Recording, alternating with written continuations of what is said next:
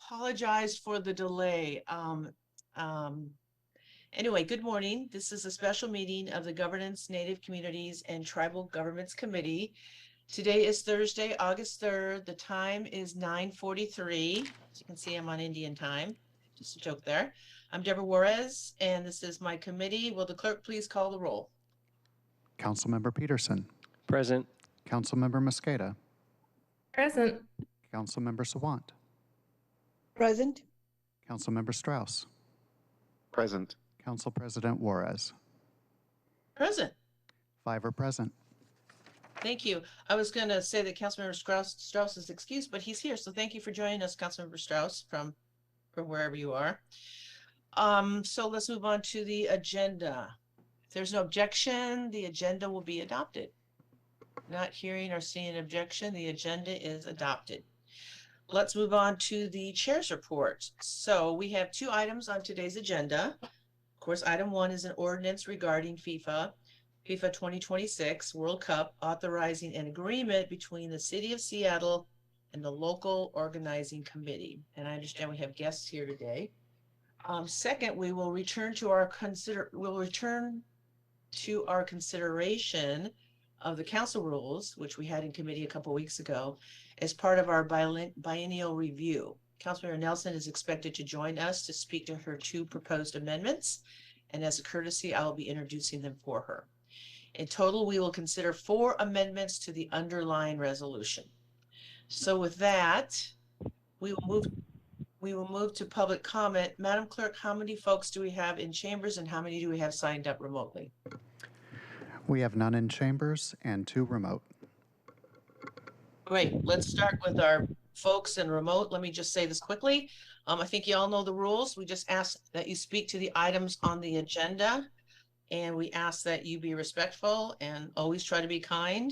And each person will have 2 minutes. So Madam Clerk, go ahead and bring up our first remote speaker.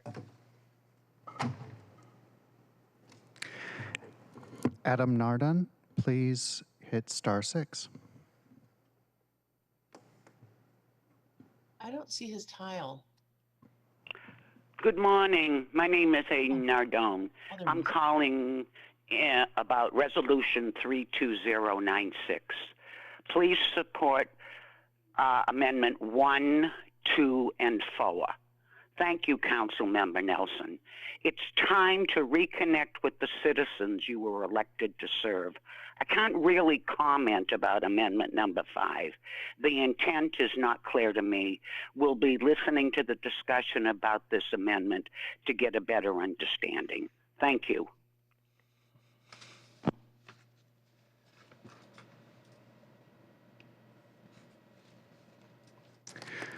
Joe Kunzler.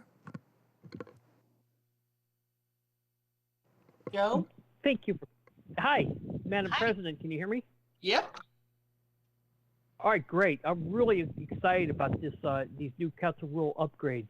They're really awesome software that will hopefully shine the light for the rest of our local governments in the best state in the union to handle the Open Public Meetings Act and fill the void that the state legislature, for multiple reasons, doesn't want to fill. With that introductory remark, I endorse all 4 of the amendments, 1, 2, 4, and 5. Wonder where Amendment 3 went, but oh well. One thing I really want to call attention to and ask that you support is when you're on these federated boards like Sound Transit, PSRC, or such, is take the rules about civility and such during public comment and ask that those federated boards adopt those rules and enforce them, because as you probably realize, I've had some experience testifying to federated boards, and it's very hurtful when people act inappropriately, and I would really like to see some standardization of requirements as well, because I may go to one venue to speak about transit projects. I may go to another venue to speak about board rules today. I may go to another venue and such, and having standard rules is really helpful. And I really think these legally reviewed rules should be a template for everybody else. Finally, on a point of personal privilege, I would like to see some effort to allow people to see each other when they testify, because right now I'm speaking to you over a phone, and it would be nice to have a visual, and I take that as my 32nd cue. I'm really looking forward to Seafair and hope to ride a bus on a Heidi Wills bus lane. And that was our last commenter. You would think after all this time I would know how to unmute. All right, thank you, Joe. Thank you, other caller as well. So let's close public comment. Let's go into our items of business. Madam Clerk, can you please read agenda item 1 into the record? Agenda item 1, an ordinance relating to the FIFA 2026 World Cup, authorizing an agreement between the City of Seattle and the Seattle International Soccer Hosting Local Organizing Committee. So before we begin, I think we have, there's Deputy Mayor Wong. Hello, Greg. Before we begin, thank you, Madam Clerk, for this. Madam Clerk put together for me some notes and a cheat sheet that starts in 1910. So thank you for that, Sarah. 1910 to 1920, the armed regional conflicts known collectively as the Mexican Revolution. She literally starts at 1910 to bring us up to today. So I'm just going to briefly, not everything. She talked about, and thank you, Sarah. Sarah loves to do this to me because she knows I like history and chronologies. 2009, Seattle Sounders first season breaks Major League Soccer attendance records. 2018, City of Seattle enters a host city agreement with FIFA and the United States Soccer Federation. 2021, Ole Reign set a National Women's Soccer League single game attendance record. June 2022, FIFA announces that Seattle will be one of the 16 host cities for the 2026 FIFA World Cup. February 2023, FIFA, the city, and the local organizing committee, or is it organizer or organization committees, executed a joint agreement, which we did, making LOC a party to and jointly and severably liable with the city under the host city agreement. And today, the city and the LOC wish to enter into an agreement delineating which responsibilities and obligations will be fulfilled by each, so there is a coordinated and successful execution of the World Cup planning activities.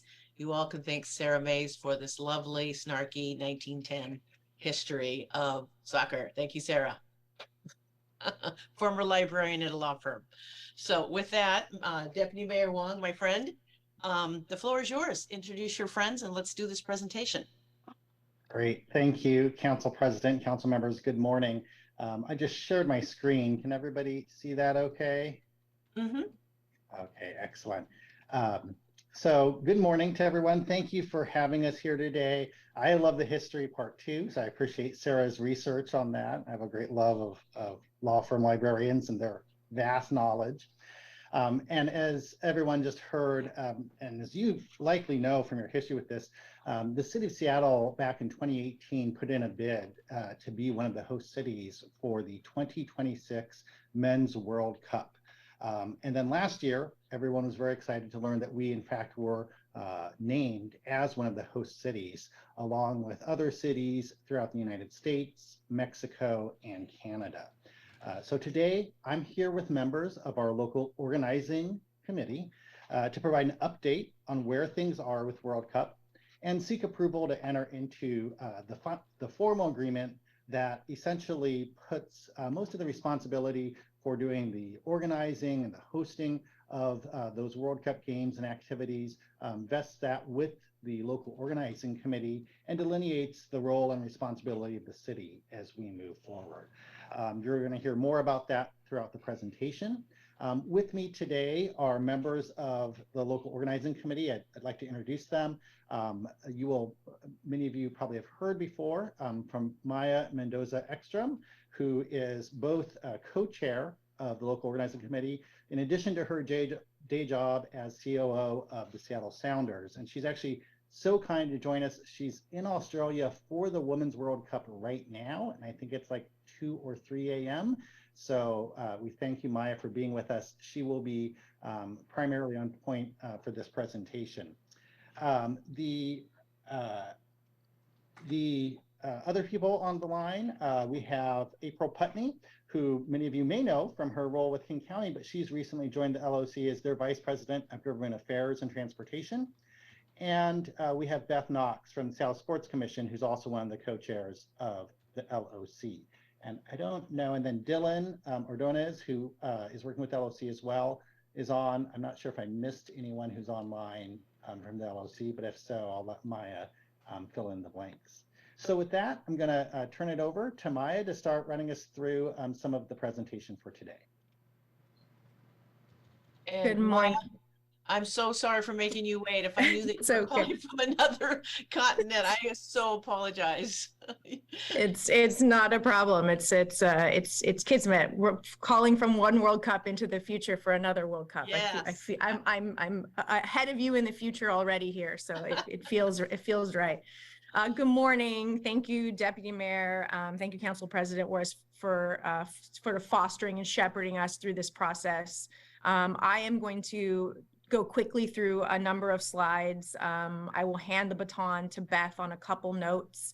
April will jump in if she sees fit on, I think, day whatever 2 of your journey now in the private sector with the LOC, and then Greg will close us out here. So happy to take as many questions as we can at the end, and I want to acknowledge the council and council central staff. You all have been with us on a very long process. As Greg mentioned, this actually started way back in 2017, and we'll review some of that as well, just to make sure everyone's up to speed. The objective today is maybe to scale out a little bit and paint the framework that we know from FIFA on the size of this event. Now that we're going to host this thing, and then try to drill down on the detail, some of the littler details that pertain to sort of where we're going next. And really what the ordinance is in front of you today is that next step in the process to sort of say, okay, we've spent some time thinking about what it would take to get this thing. We've got this thing now as we look for the next 3 years of trying to bring this vision that you see on the screen to life that we've sort of been living in to fruition through this event, and for Seattle really to put our stamp on this event in a Seattle way. It's exciting, and it's also a fast 3 years. Go ahead, Deputy Mayor. Thank you for being my Vanna to advance the slides here. One of the things that is important to the local organizing committee as well is Seattle will be written all over this event. It is Seattle. You see our moniker, you've seen our branding. That is what will be seen around the world, but it really is an opportunity to showcase the breadth and scope and vitality of the larger region that we inhabit, not only in the metro Puget Sound region, but across Washington state, and really as a part of our larger Cascadia and West Coast community. And we'll talk a little bit more about that. And it really is the biggest event on the planet. And I think there's no better picture, go ahead, Deputy Mayor, than how 2022 ended. Now this gentleman who's hoisting this trophy plays in MLS and is scoring crazy goals in the Eastern Conference, and thank God we don't have to play him anytime soon. But this is a moment where literally the eyes of the world will be on not only this event, as this tournament is that event. It's the biggest in the world. It is the biggest moment for this tournament, and it really is a function of numbers. When we look, go ahead, Deputy Mayor, when we look at what Qatar was able to do in hosting in one city and having a diverse cross section of people all in one place en masse, it fostered a different sort of legacy from this event. I think that this is a picture of FanFest on the waterfront in Doha. They built a new waterfront in Doha specifically for World Cup, and it was a legacy investment, one of the legacy investments, and it was a coronation event for that waterfront. And obviously, when the entire world is one city, this is the size of a fan fest. This is not what we're attempting to do in the city of Seattle as one of 16 host cities, but you get a sense for sort of what it can look like. And I think it's important, you started with history, Council President, go ahead, Deputy Mayor, you can go to the next slide.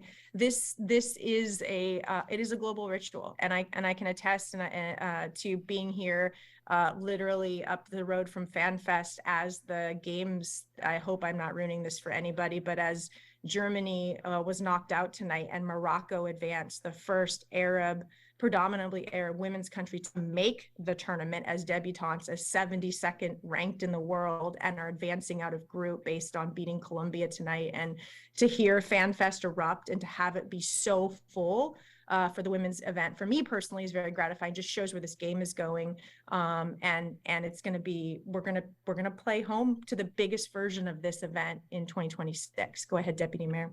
I guess I will not watch the Germany game, so. Oh, you can watch them. They're great. I'm so sorry. Ignore that. No, I'm just kidding. So sorry. No, it's all right. I've only paid attention to the women. I'll be honest. Yeah. Okay. The games are fabulous. So please get them on your DVR. They're worth it. They're worth it, especially if you see anything, the Moroccan players that they were waiting for the German. Oh God, it broke my heart. I was crying. It was so amazing. Okay. This is our cathedral for football, for proper football, for soccer in Seattle, and we know that our stadium can do this. We regularly put this many people in for big events in this venue, and it's going to take this venue, and it's going to take everything that we have, because this is the largest event. Go ahead, Deputy Mayor. We'll roll through these next ones pretty quickly here. Not only is it 3 countries, first time ever FIFA has done 3 countries, as we know. Not only is it 16 host cities, but it's also 48 teams. So the last tournament that ended in Qatar was 32 teams. This will be 48. This will be an expanded tournament from the Asian federations. So very likely having Korea, Japan, China, potentially India, all playing in this tournament this time around, and an expanded footprint, opportunities from Africa and from South America. Obviously, the 3 host countries all qualify, so the American men don't actually have to qualify for this one. They're in, which is good. But it is a massive event. And what we learned earlier this year as well, and go ahead, Deputy Mayor, to the next slide, is that the tournament format is going to be expanded as well. And so it's 104 matches instead of 64. 16 host cities, rough math. The games have to be spread out a little bit. It means more opportunity for matches in the United States, for sure. And so for United States host cities, and it means a tournament footprint that really is going to be predicated on alignment around quadrants. So that West Coast quadrant that we saw in the previous map of Vancouver, British Columbia, our neighbors to the north, Seattle, San Francisco, and Los Angeles on the West Coast will function together, not only as a time zone, but as a quadrant in terms of how this tournament plays out. And so you can see potentially, those are all easy transit on the West Coast, fan bases traveling in sort of itinerant fashion up and down the West Coast through this event, depending upon where their teams are based and play. Go ahead, Deputy Mayor. And just a reminder, and maybe this point has been made and made a lot, but this is just by scale. When we say Seattle is going to be the branded reality and Seattle is going to be on the map, it is potentially a bigger audience than the 4 billion viewers reached for the final. I think that number's gone up since they've done a little bit more math from Qatar. And I think the other thing that's really interesting is that even the least watched match in a World Cup globally garners an audience of between 190 and 225 million. So even the least watched match, even if Seattle drew the 74th team versus the 32nd team in the world, is going to be larger than a Super Bowl. As of right now, we don't know how many of those matches we're going to get. We hope that we're going to find out the match schedule later this fall, but we don't know yet. And so we're planning for anywhere between still sort of 3 and 8 matches in the time window of this event. And it also means that we are going to have other places that need to be activated across Washington State and certainly in our region. So not only is Lumen Field, the city of Seattle, going to be an important event venue for us, but Husky Soccer Stadium is a potential training site for teams, as is now Seattle U. They've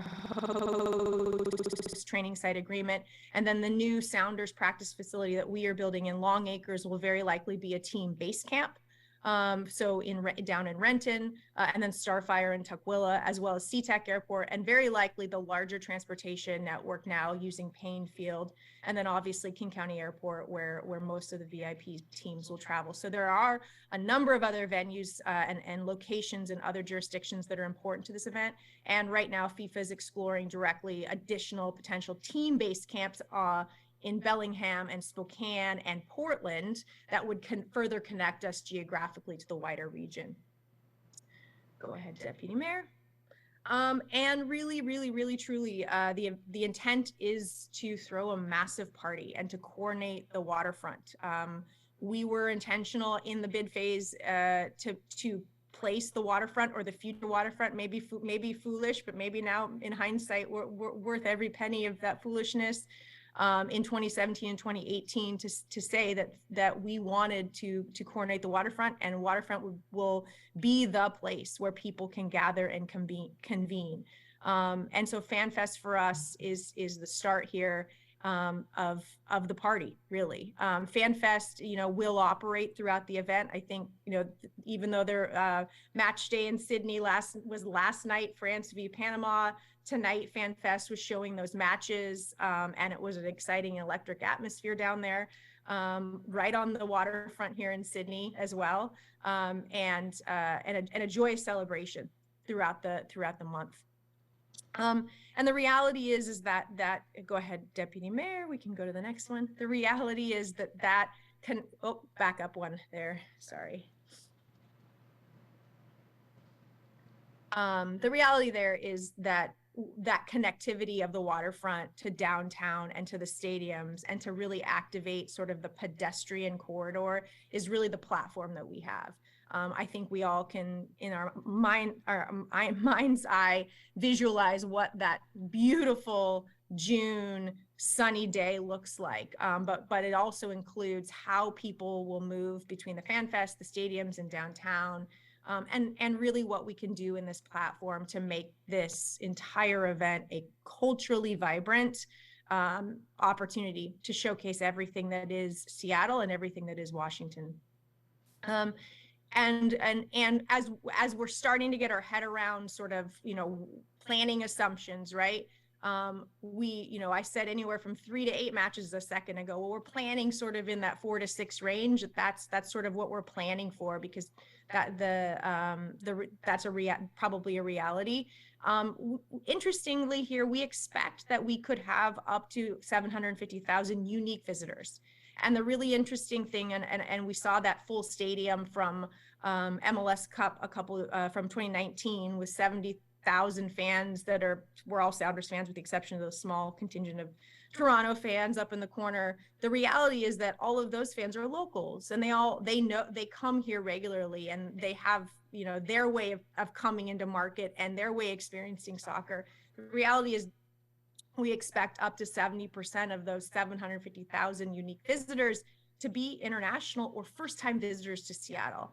And if you've ever had the chance, or maybe someday have a chance to go to a World Cup, I think one of the things that is unique is there are those remember when stories. There will be people who will fondly remember the time they saw Morocco advance in Sydney Harbor and think fondly of Sydney and tell their friends about how amazing Sydney was because of FanFest. And that is just the nature of how soccer fans talk. And so that's another opportunity for us to sort of think about the extensions of throwing an amazing party for people that maybe would never have come to Seattle, and will take those stories out into the world. And then we really do expect 100% of hotel nights border to border. I mean, it is going to take everything on that transportation corridor, I-5, on our rail system, using our extended regional network to access sort of the hotels between sort of Bellingham and Portland, and then east along I-90 as well.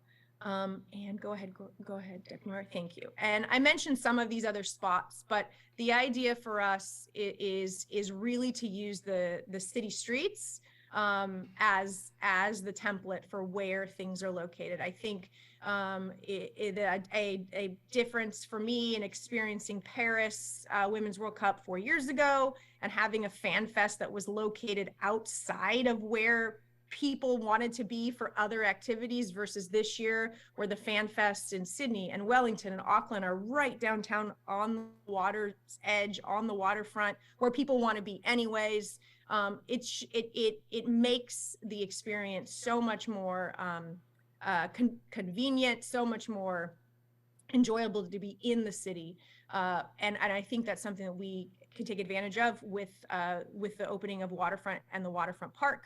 And then we have, and we definitely are not going to be able to fill Pier 62 with tens of thousands of fans. That's not the intent. And so we have a concept that we're building as we go here, which is to take some other locations in the city and have pop-up fan fest events as well. So there'd be a companion event. So you could imagine where that could be someplace where Rave Mini Pitch, which I'll talk about in a second, lives already, whether that's Yesler Terrace or whether that's New Holly, or that's Seattle Center, right? And using some of the other places in the city to drive fans who are coming to want to be part of Fan Fest, but maybe don't want to go down to the waterfront every single day for that Fan Fest experience. And then we can disaggregate and share the opportunity, share the experience across the city and across the region. So those are just some ideas at this stage about locations where Fan Fest might pop up for 2 or 3 match days out of the footprint. We'll continue to noodle on that idea, but the idea is to sort of take that excitement and take it out into the city. And then we really think that having a centralized location and event, and one really that is rooted to sort of transit, micromobility, and public transit, provides for not only a pedestrian ground floor experience for fans, but also it helps us manage our sustainability objectives and ensuring that we are keeping our footprint as close to zero as possible. And that includes accounting not only for our activities, but FIFA is working directly with us on those activities. And so having folks be centered on the ground floor helps with that. And then likely we've been working closely with neighborhoods, the 3 neighborhoods around Lumenfield. All of the teams that are in Lumenfield participate regularly in a community partnership forum on a quarterly basis. World Cup has been part of that briefing schedule, and our team, Ann Kawasaki, who I think is sitting next to April, but not on camera, and Lisa Chin, who is our Chief Legacy Officer, April Kawasaki is our Chief Operating Officer, have been starting that work and outreach along with Beth Knox and the Seattle Sports Commission in neighborhoods, in the 3 downtown neighborhoods that are directly around the stadiums, as well as the Sounders and Rain on a regular basis. Great, and one more here. Okay, this is just an overview of you all should know, we all know this footprint really well, but of the sort of pedestrian thoroughfares, right? And where we think just from a map and overhead view of how fans might travel on foot or using micromobility if we were going to think about the pedestrian flow of traffic and the north, south, and east, west that are going to be primary on a match day, right? Out of the downtown core, from where the hotels are, to Fan Fest, along the waterfront, and then into Pioneer Square to access match day. So this would be a flow of traffic on match day of fans, just to sort of see how these neighborhoods could work together. And last, I've got a couple more here. This slide should maybe be familiar. This has been a piece of the puzzle for us since inception of the bidding process. We were required to make some legacy commitments.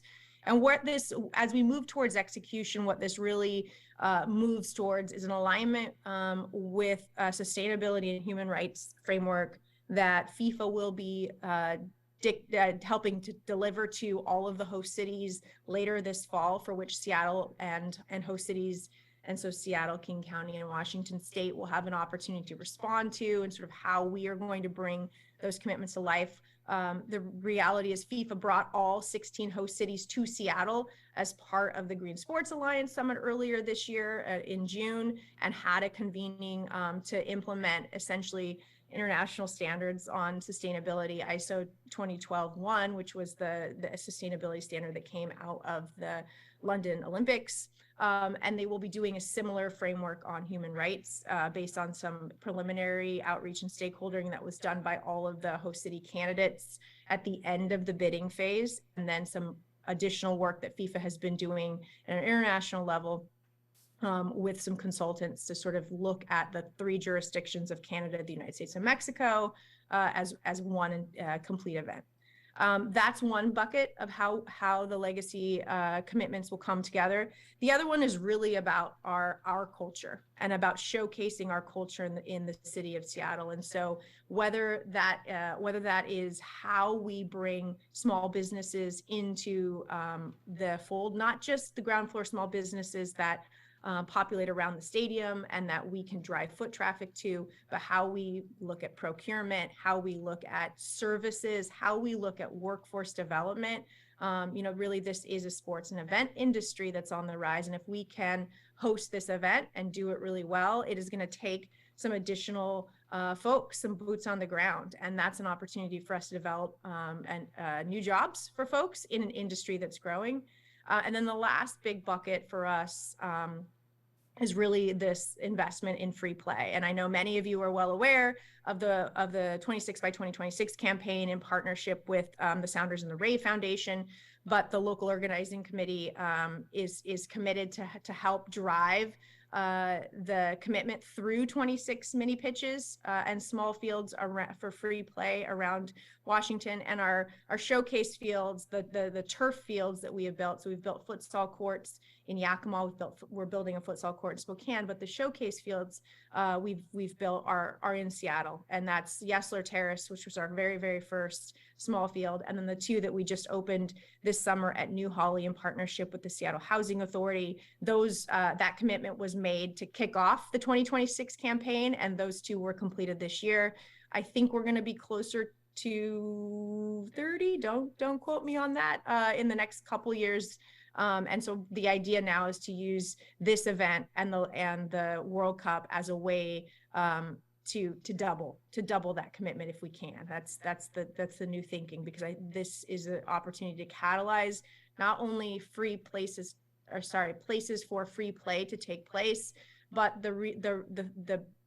the work that gets done in building those mini pitches is really about community stakeholdering, where we've been in a 3-year process now with Concord Elementary School and are working closely with the Seattle School District on Concord Elementary School to be that next location similar to Yesler Terrace. And it includes not only the work that we're doing that soccer can provide specifically around health outcomes for kids and the opportunity to play, but the way in which soccer can convene other programs in equity. And this work is not possible, this local organizing committee, all of this work that we have and building sort of plans for is not possible without partnership. We have had the opportunity, FIFA has provided host cities the opportunity to find partners that are willing to step up and support financially, culturally, from being a marketing perspective, the work that we're doing. And we were really proud that we were able to sign a first supporter agreement with the Puyallup Tribe of Indians, and they have stepped up to become our official legacy partner. So they are an official partner of this event. They get to align with FIFA and our hosting of this event. And it's the first time in history that Indigenous people have ever been a sponsor supporter of a World Cup and had that opportunity. And it really is coming directly from the chairman who has said, in every meeting that I've ever been a part of, and I know that our staff, and team have been a part of, that it really is this opportunity to share through their own voice, their culture and culture from this place, and not just from the Puyallup tribe, but from the entire Indigenous community here in the Pacific Northwest, and a recognition that just as this tournament will cross into 3 different political jurisdictions in Canada, the United States, and Mexico, the reality of the indigenous community up here in the upper left coast of that North America is a shared history. And so wanting to invite the indigenous communities from across the country to be a part of this event through their leadership and their storytelling. And I think the last piece I have before I hand it off to Greg is the fun slide. But Beth, I'm going to have you jump in here too. What we wanted to do was sort of this is a org chart, obviously.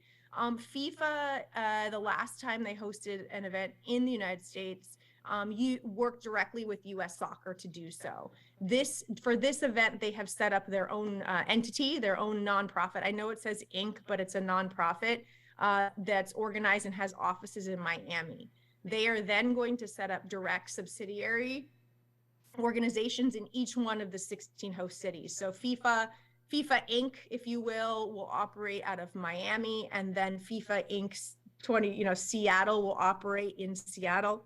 And then FIFA asked, after the host cities were selected, FIFA required that all host cities establish their own nonprofit entity to work directly with FIFA as the conduit to the host city. And so that is where the Seattle Local Organizing Committee was stood up. And then it's the Seattle Local Organizing Committee's job to work directly with all of the various stakeholders and partners, whether that is the Puyallup Tribe of Indians, whether that is Sound Transit, whether that is the governor's office, whether that is the city of Seattle, whether that is the Sounders as a private entity operating a training site. And so the Seattle Local Organizing Committee plays that role. But I thought I might turn it over to Beth, talk a little bit about how the city relates to this through Region Ready and some of the work there. Great, thank you, Maya. And good morning, everyone. The planning and preparation for an event, certainly of any large-scale sporting event, we understand very clearly that we need coordination amongst a variety of stakeholders. And the Sports Commission, in partnership with Office of Economic Development for the city, created an infrastructure called Region Ready. And that is a structure of both public and private stakeholders, specifically for these large-scale sporting events. And it was to ensure that all key contacts are engaged in the process. So we, along with OED, hold quarterly meetings for these city contacts, in addition to meetings with associations like the Chamber or the DSA, as well as neighborhood groups such as Pioneer Square Alliance, Chinatown International District, SOTO BIA, and Friends of the Waterfront. Now, in conjunction with these targeted meetings, the Sports Commission conducts a Region Ready Summit to offer more detailed information. So, for example, with the Major League Baseball All-Star Week, we held a half-day summit in April for all of those stakeholders that I mentioned, plus, where we had representatives from Major League Baseball, from the Mariners, Visit Seattle, and then other entities who shared plans for All-Star Week. And then we also could answer questions that came up along the way. Now, in this year in particular, because All-Star Week was really our first event that Seattle has hosted of any magnitude in 20 years, we will hold a follow-up summit in September to share what key learnings that we derived from the All-Star Game and that week of activities, while also preparing everyone for the upcoming NHL Winter Classic on January 1st, as well as, of course, World Cup in 26. Now, we will work closely with FIFA on all of these things and continue to work with other host cities, et cetera. But ultimately, it is about the local stakeholders that play such an important role in the development, the planning, and ultimately the outcome of success for this event. Maya, do I turn it over to you or Deputy Mayor Wong? I'm not sure next. That's perfect. Yeah, that's perfect.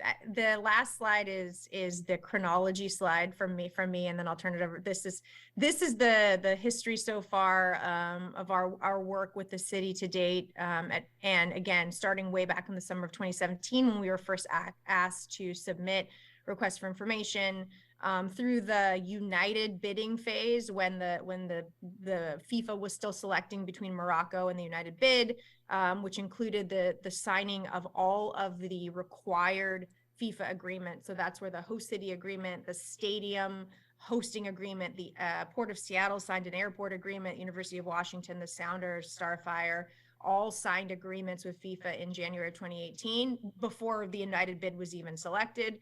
And then as we shifted into post united bid and then host city selection phase, obviously COVID was interrupted there. I think the last time that we had the opportunity to do one-on-one briefings with some of the council members was right as COVID was hitting in February of 2020.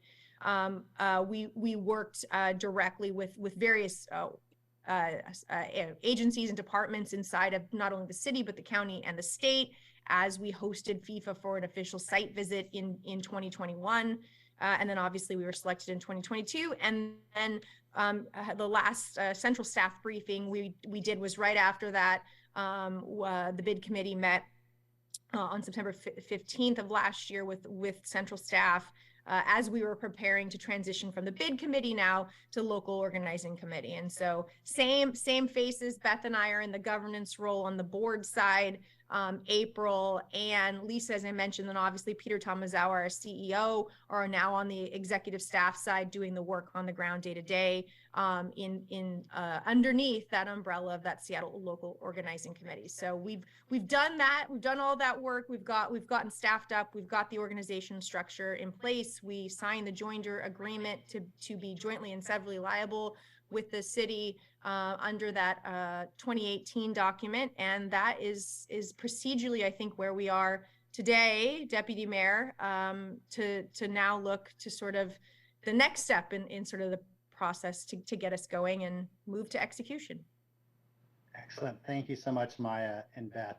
So we'll just wrap up the presentation with the next steps going forward. We've certainly heard a lot of the lengthy history, which is amazing how much work already has gone into this, and we know it's going to take a lot more work going forward. So today before you is an ordinance to authorize the transfer of all relevant host city obligations to the Levy Oversight Committee, as just described. It's a bit of a procedural oddity why we're here. Usually these events, like if you take Major League Baseball All-Star Game, the city doesn't have any sort of planning role or responsibility to put on those games. We treat them as special events. We contract with them to provide essential city services, and that's the normal course.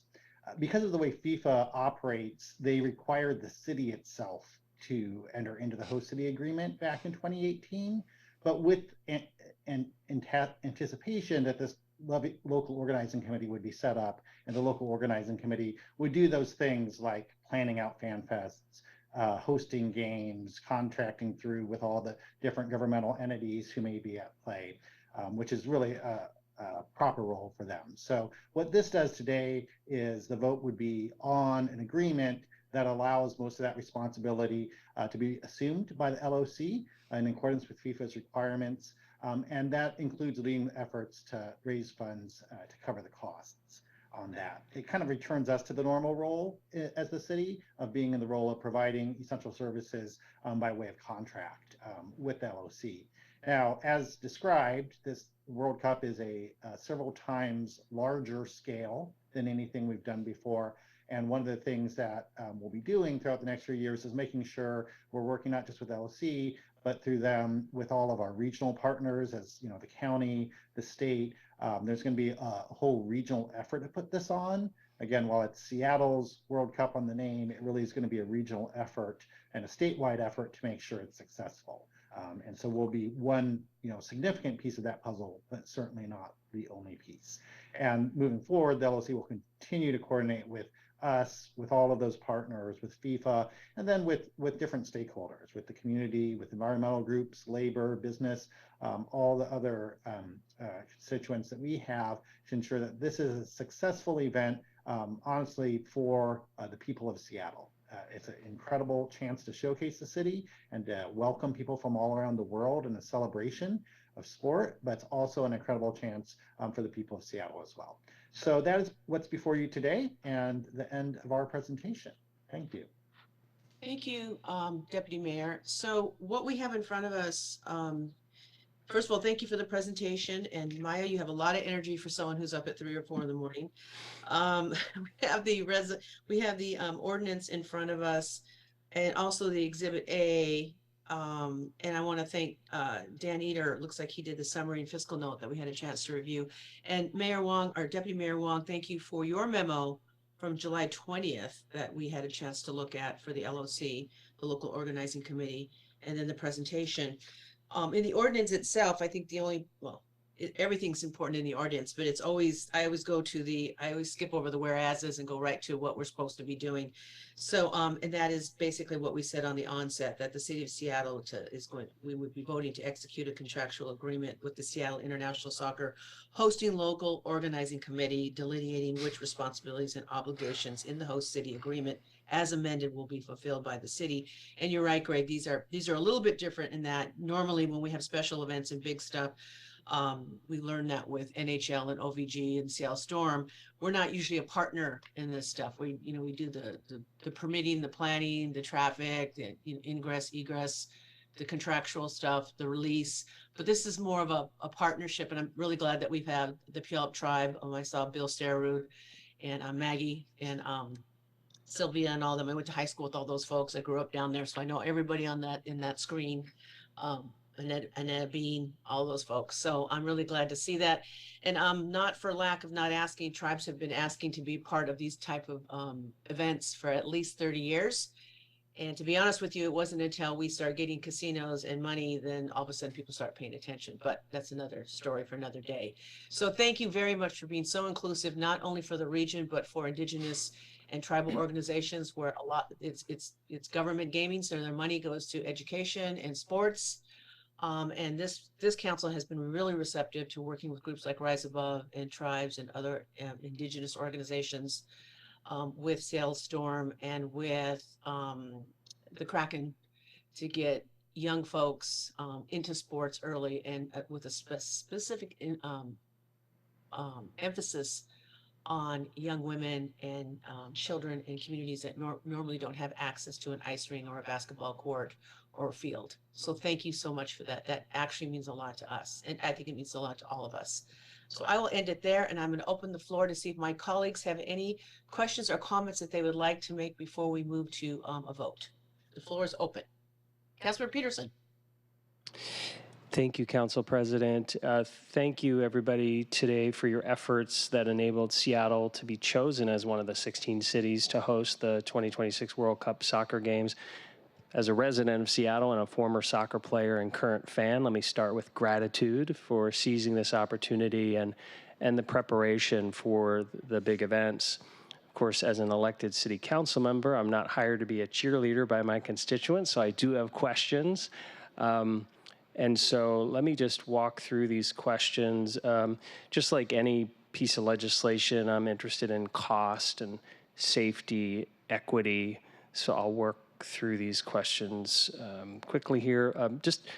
Starting up front, though, when I look at Exhibit A to the council bill, which is called Mutual Support and Collaboration Agreement, it references what's called a host city agreement, which I believe is an agreement that was executed several years ago. And for transparency, when this item moves on to the full council, I think it would be helpful to have the host city agreement posted on the agenda as well. So I'm just making that request.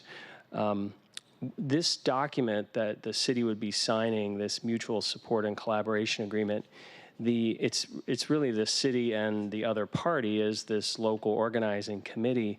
Could we also get a list of the individuals currently on the local organizing committees, just so there's that transparency of who are we signing the agreement with? I think that would be helpful. We certainly appreciate those organizations stepping up to be a part of this. I think for the public benefit, knowing who they are individually would be helpful. Regarding cost, I know their the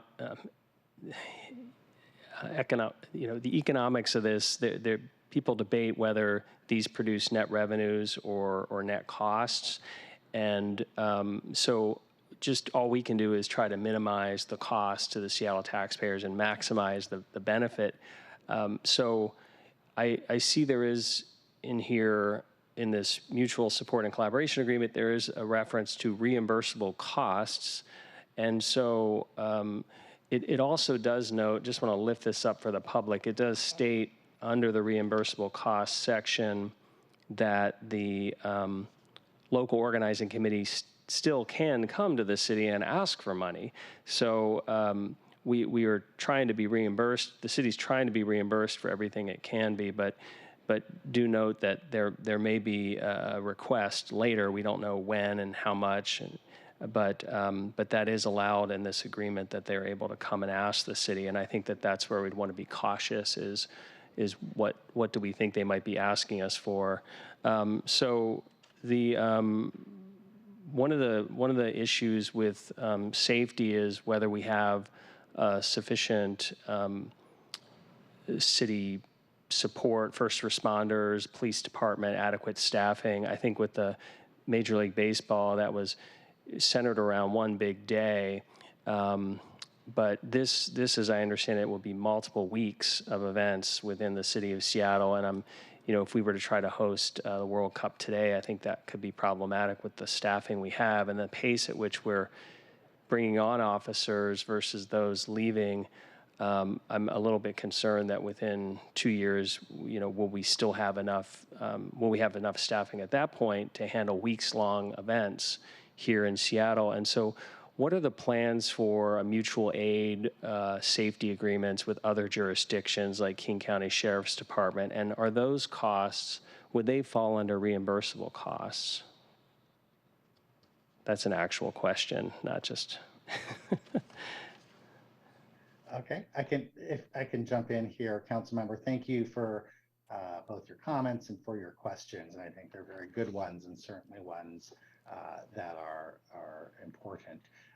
Let me just first touch on kind of the cost benefit concept here. One thing that's really important to know about our hosting of the World Cup that may be a little different from some of the major events, like when cities choose to host Olympics or even the last Men's World Cup in Qatar, is that we're not actually building major infrastructure like public works, right? We don't need to build like an Olympic stadium. We don't need to build a light rail line in order to get fans from one place to another.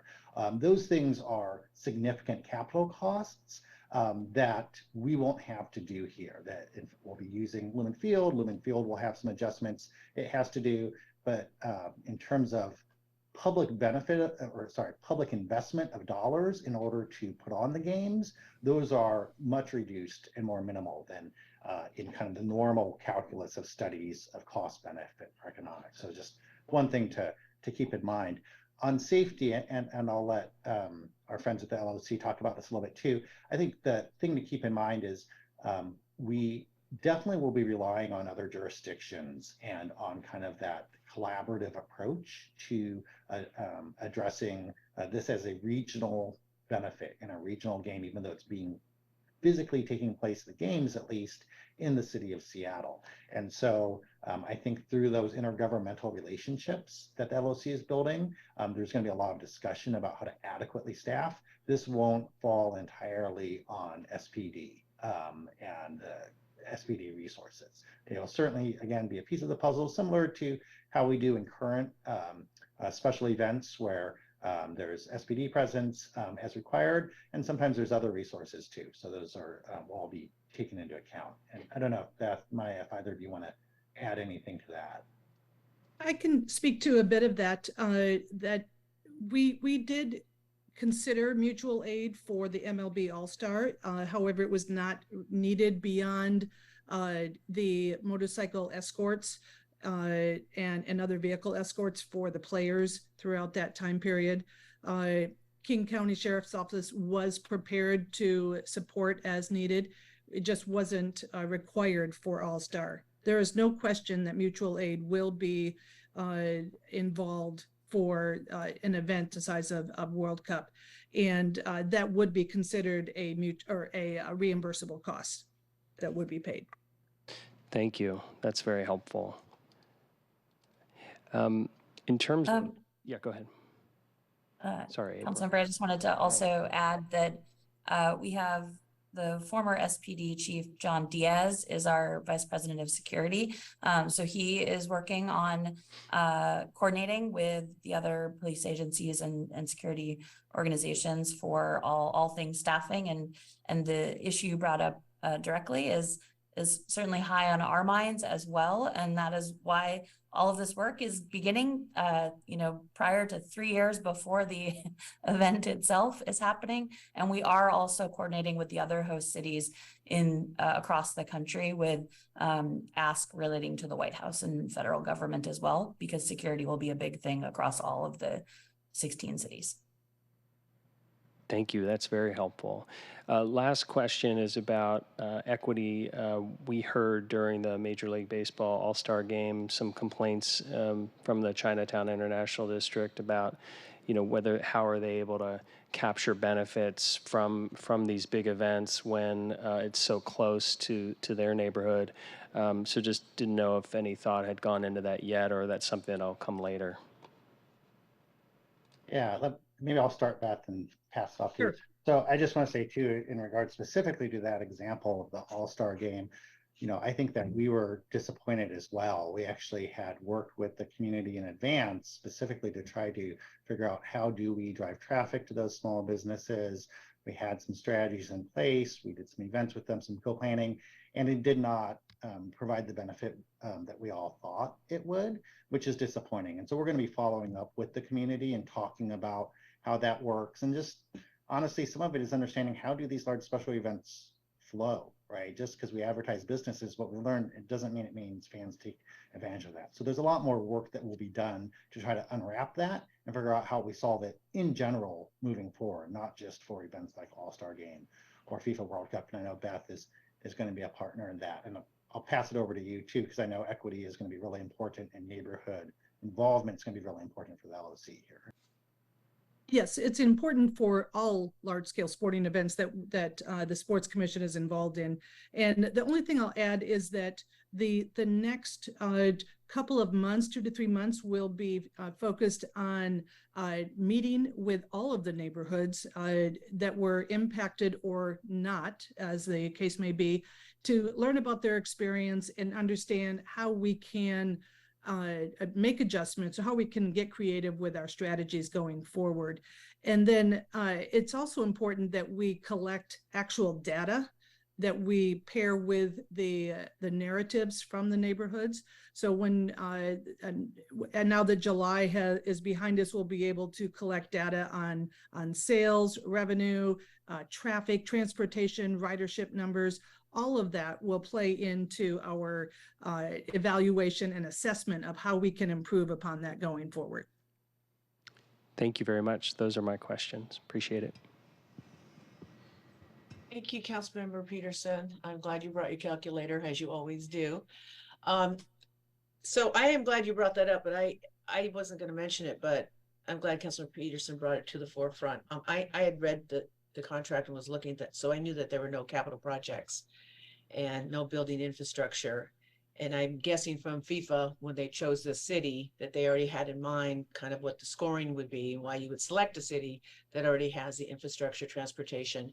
And but Councilmember Peterson did bring up an important issue, that we learned a lot from the All-Star Game and the Taylor Swift concert. So again, 3 years, lessons learned. Now we know that Sound Transit was a great partner, having everyone ride for free. That was great. For once, we got nice letters to Sound Transit about good job. And we also knew that with King County, and I'm guessing that's why April's here, with the Seattle, or with the public safety and public security issues, that it's a regional event. So all of those, that's why you have these kind of agreements to say, hey, it's regional, everyone's involved, but it's also important to delineate what we're liable for and what we're not. And that's why you have contracts, and that's why you have 3 years to lay all this out. So it's done right, and we make sure we capture all these communities, and everyone gets the benefit of such a huge platform and huge visibility, not just for the city, but what it's going to do for our downtown, the CID, the ID, and then bringing in all these folks. And I'm guessing, again, we still want to keep building the I can't say soccer, football fan base, so we can start really filling up the stadiums with women's soccer as well. So with that, I see Councilor Strauss has his hand up. Councilor Strauss. Thank you, Council President, and thank you, Councilmember Peterson, for your really good questions. Maya, Beth, Deputy Mayor Wong, April, for your great presentation. I can say it is an understatement of how excited we are for the World Cup. Soccer football here in the city, we are gaining more momentum. OL Reign, an amazing team. I would love to find them a place inside the city to play. And I'd be remiss to not share, we are just this week, Ballard FC, a USL2 team, so way below, MLS and World Cup, but still a semi-pro team, is headed to the national championship in their second season. And so out of 120 teams nationwide, our Ballard FC is going to the championship, and we're hosting. And so we're hosting again at Starfire outside of the city, because it's the soccer facility it's really the only football facility that holds the number of people that we need to hold for such an event. It's just really front of mind for me that we need a place inside the city that's not Memorial Stadium necessarily. It's not Seahawks Stadium. It's not, we need a place here in our city. And so really looking at that and just very excited, and congratulate everyone from the Ballard FC team and USL2 League for creating such an opportunity for everyday people to enjoy soccer. I mean, I look at Ballard, we've had Ballard Youth Soccer started in the 1970s, and we now have 5 generations of people playing soccer in Ballard. And I think that that's what's contributed to the local success, where every single game has been sold out. I will get off my soapbox about Ballard FC. I just want to congratulate everyone. And if anyone wants to join, Starfire, 7 p.m. this Saturday, National Championships. Thank you for that Ballard plug, Councilmember Strauss. Is there any other comments? Oh, there you go, Councilmember Mosqueda. Well, I would just want to say thank you. I'm very excited that you were able to dial in, Maya, and please root for us down there.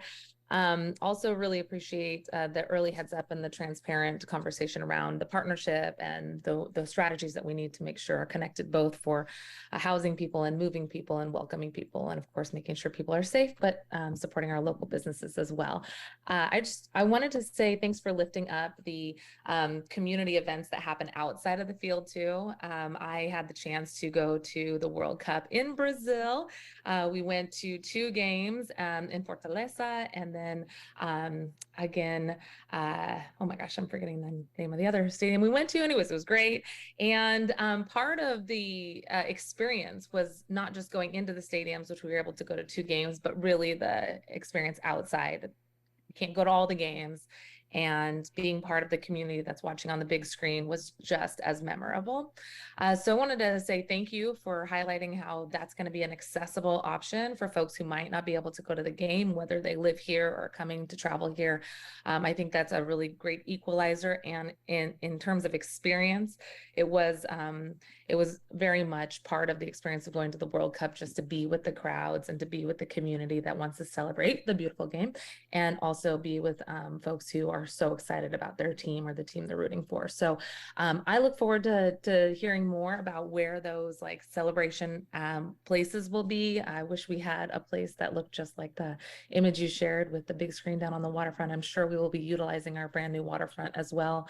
But thank you for both making sure our stadium is accessible and transit is running and we're coordinated, and also creating opportunities for folks who might not be able to go inside of the stadium. And just wanted to say how exciting it's been to be able to work with the crew here in supporting access to play soccer on free fields. Maya mentioned that, the opportunity for the Sounders and the Rave Foundation to create new future generations of soccer players by not having to have scheduled play time on these open fields, and to especially couple that with like Seattle Housing Authority, who is creating play fields next to affordable housing and mixed income housing across our city. I think this is exactly how we create community.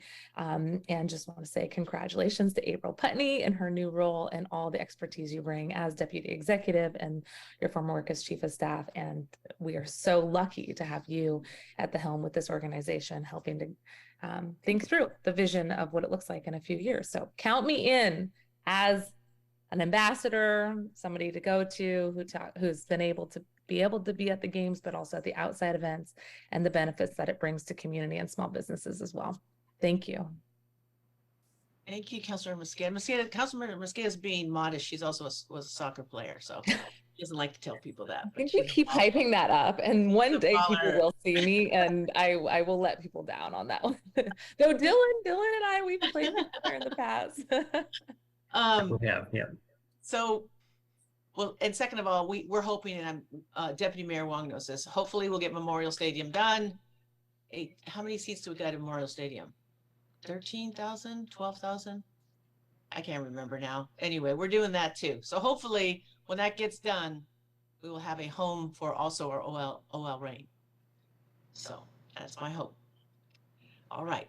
Do I see any more hands before we go to a vote, or is there anything else you want to add, Deputy Mayor, before we close it out and go to a vote? You good? No, thank you so much for the good questions and comments. We appreciate it. All right. Okay, so we are going to move to a vote, and I will move this now. I move to recommend passage of Council Bill 120623. Is there a second? Second. Thank you. The motion has been moved and seconded. There's no further discussion. Will the clerk please call the roll? Councilmember Peterson. Yes. Councilmember Mosqueda. Aye. Councilmember Sawant. Yes. Councilmember Strauss. Yes. Council President Juarez. Aye. 5 in favor, none opposed. Thank you. The motion carries, and the committee will recommend to full city council the passage of Council Bill 120623, and it will be in front of full council at our next meeting, which is next Tuesday, August 8th. So thank all of you, and thank you, Maya, thank you, Beth, thank you, April. I know you guys, I see you all the time, Greg, so I'm not going to say thank you to you. But everybody else, oh, and Dylan, thank you, Dylan. Thank you, everybody. Thank you, Tracy. I see your tile up there and you showed up, so you were always there. Good job. All right. Thank you very much. Congratulations. Thank you. All. All right. Let's move on to item number 2. Madam Clerk, can you please read item number 2 into the record?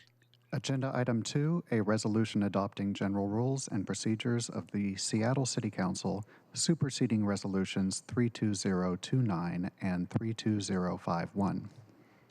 Thank you.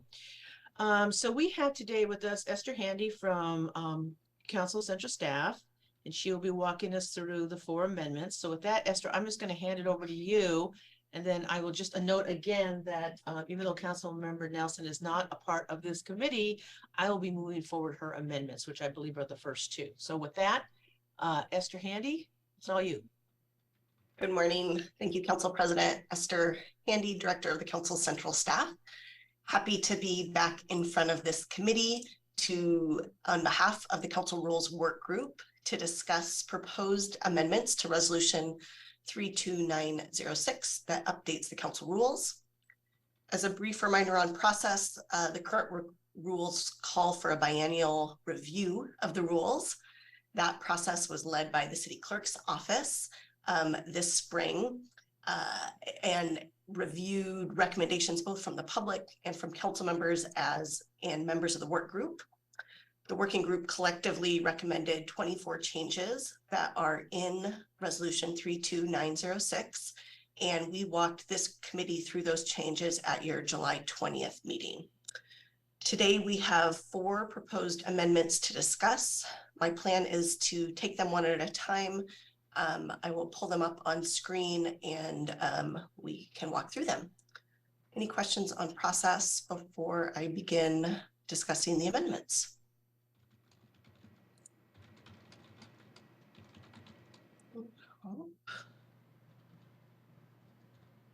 Great. Can you see this all right, committee members? Mhm. Great. Council President, would you like me to describe the amendment and then have you move to have somebody move it, or would you like it moved and then described? Why don't I have you, well, Madam Clerk, you tell me, can I allow Esther to just talk about it and then move it, or should I move it now and then open the floor? That will be fine. Which one? That will be fine to wait till after the description. Okay, so go ahead, Esther, go ahead and explain it, then I'll move it. Great. So Amendment 1 is authored by Councilmember Nelson, and it addresses in-person participation requirements for city council members.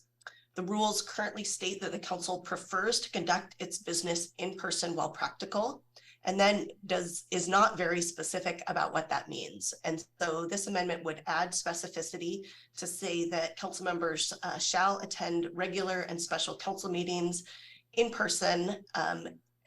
This also applies later in the amendment to committees, so committee meetings and city council meetings, except for the 6 exceptions listed here in A through F: traveling for work-related business, working off-site to attend to the needs of a family or friend, staying home to prevent the spread of infectious disease, if a meeting is being held off-site, if it's being held outside of normal business hours, or if a council member or someone in their household is immunocompromised. When attending meetings remotely, this amendment also requires council members to have their video on for roll call and votes. And that is a description of the amendment. Okay, I'm going to move it, then I'm going to allow the person, Councilmember Nelson, to address it, then open the floor. So I will move to amend Resolution 32096 as presented on Amendment Number 1 on the agenda and authored by Councilmember Nelson. Is there a second? Thank you. The motion has been moved and seconded. Councilmember Nelson, the floor is yours on the discussion of Amendment Number 1. Thank you, Chair Juarez, for moving my amendment and also having me here to present it.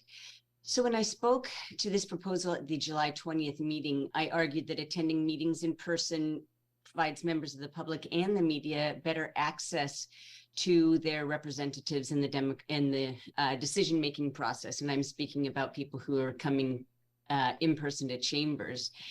And it also allows us council members to see the constituents that are in person. And this hews more closely to the spirit of the Open Public Meetings Act.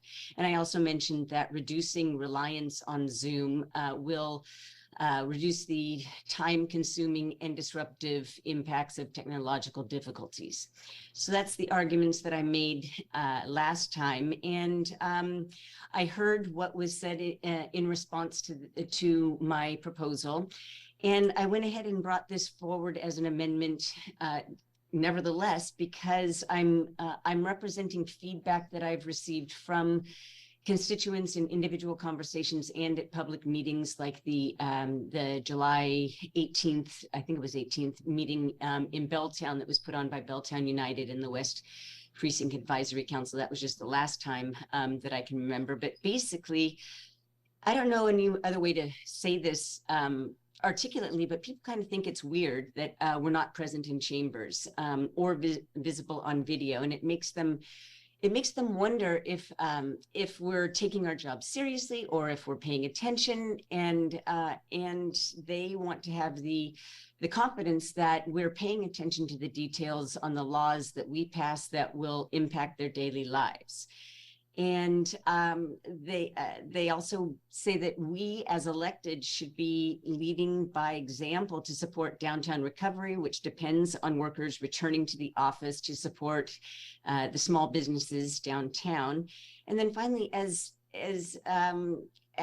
electeds, we are workers. We're frontline workers in our democracy, and we should be held to the same standards of other frontline workers, and basically be present, because we signed up for public service. And I always say public service is best conducted in public. But anyway, this amendment has 3 changes from the one that I presented before. Esther just mentioned one, which it adds It adds people who are immunocompromised as an exception, and I did that following your comments, Chair President. Thank you very much for that. I should have thought of that in the beginning.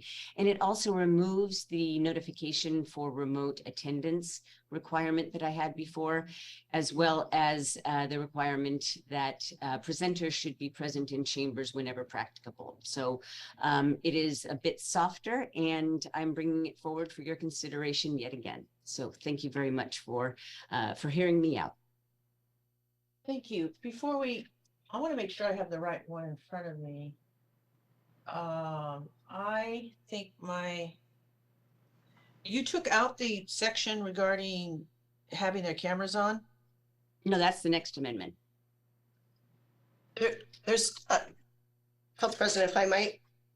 Yes. This amendment requires council members to have their video on during roll call and voting. Amendment 2 regards whether Seattle Channel will broadcast the images of public commenters during public comment. Right. I should have been more specific in my comments. Yeah, I was referring to amendment number 1 regarding that city, when council members attend city council or committee meetings remotely, council members must have their video on during roll call and voting. That's what I meant. That's still in there, right? Yes, and I'm willing to take that out. That is secondary. I understand that is what other jurisdictions also do primarily for just to make sure people are who they are, and that's what they do at the state. Okay, so I'm going to open the floor, but I'm going to state where I'm at on this. But I'm still inclined to hear more from my colleagues. But where I landed on this, and where I've been being consistent about this, even the requirement about whether or not council members should have their video on during roll call, is that I will not be supporting this. And I did share some of my issues. And Councilmember Nelson, I understand why you want this. I understand it. We all get it. But I think we also have to know that and be cognizant of this is 2023, and this is a different place and time with what we've dealt with, not just health, but safety and other issues as well. This is a part where, as an elected, I feel that I want to defer to the discretion, the judgment, and the integrity of my colleagues and other elected officials, of their judgment of being there physically or via remote, or how they handle their committees. So for that reason, and I may add some more later after I hear some more, because I have some more comments teed up, but I want to hear from my colleagues. We've had discussions, and anecdotally as well, and looking at some of the other information, I believe that we are still productive. And in a perfect world, we should all physically be out there every day for like what used to be when I started here. But we don't live in that world anymore. And I think we have to be cognizant of that. And unlike the private sector, we can't demand that people physically show up every day for 5 days. And we've also learned from HR, and particularly the unions, how they feel about other people who work on this floor besides the electeds. And so we have to balance all that with public safety, public health. Also, as I shared before, and you've heard me say it, but I'll say it again, having remote and having the opportunity to have council members be able to, like right now, Council Member Strauss is calling in from somewhere else, so he could be here to vote and to discuss. And I think this is the shape of things to come. And I know it's not comfortable for some people, and for me, adapting that kind of change, for me, government, I think has worked well. It could be better, but government could always work better. And so I'm going to leave it there, and I'm going to open the floor to my colleagues to see any comments or concerns that they have, and then we will move on to a vote. So with that, and I'll let you close this out too, Councilmember Nelson. Councilmember Strauss came up first, and then Councilmember Mosqueda. Thank you, Council President. Thank you, Councilmember Nelson, for bringing this forward. This is the first meeting that I've attended remotely in, I think, a year and a half or more.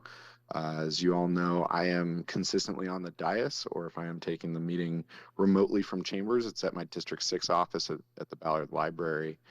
I won't be supporting this amendment today, even though I support the intent and the underlying sentiment of it. The reason that I'm not going to be supporting it is because the difference of codifying these rules rather than supporting our colleagues to meet the intent of what is being asked for and going through culture change, we are going to have a very different council next year with or without this amendment.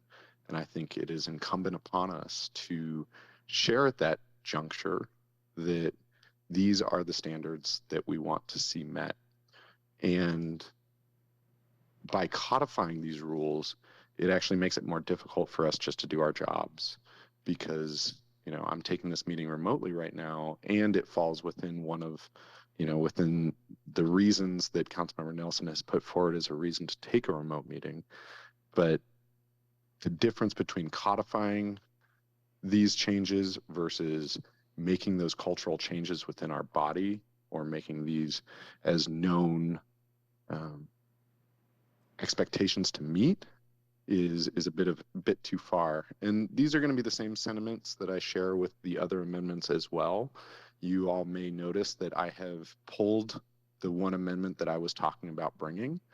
And that's, again, because it is being, while it is my desire to have people only speak for 10 minutes total, it's overly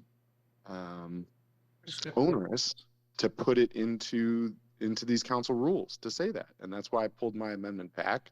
I think that we can meet the intent of all of these amendments today without codifying them, because I think it's a little overly prescriptive. Thank you, Council President. Thank you, Councilmember Nelson. Councilmember Mosqueda, and then Miss, I was going to say Miss Handy, Esther Handy. Go ahead, Councilmember Mosqueda. Sure. Thanks, Council President. I just want to thank you for even feeling like you had to share your story. I think that that is a good example of why this amendment doesn't make sense. And I just echo everything that you have said already here today, and the presentation that I watched last week, or last time that the committee met. You know, it's important to be an example, as the sponsor said, but we can be an example in the right direction. The city of Seattle has been an example for improving labor standards and being flexible about how we meet worker needs over the last 10 plus years. And I've been proud to be one of the sponsors of many of the pieces of legislation that has helped elevate what new and improved labor standards and workplace standards should look like.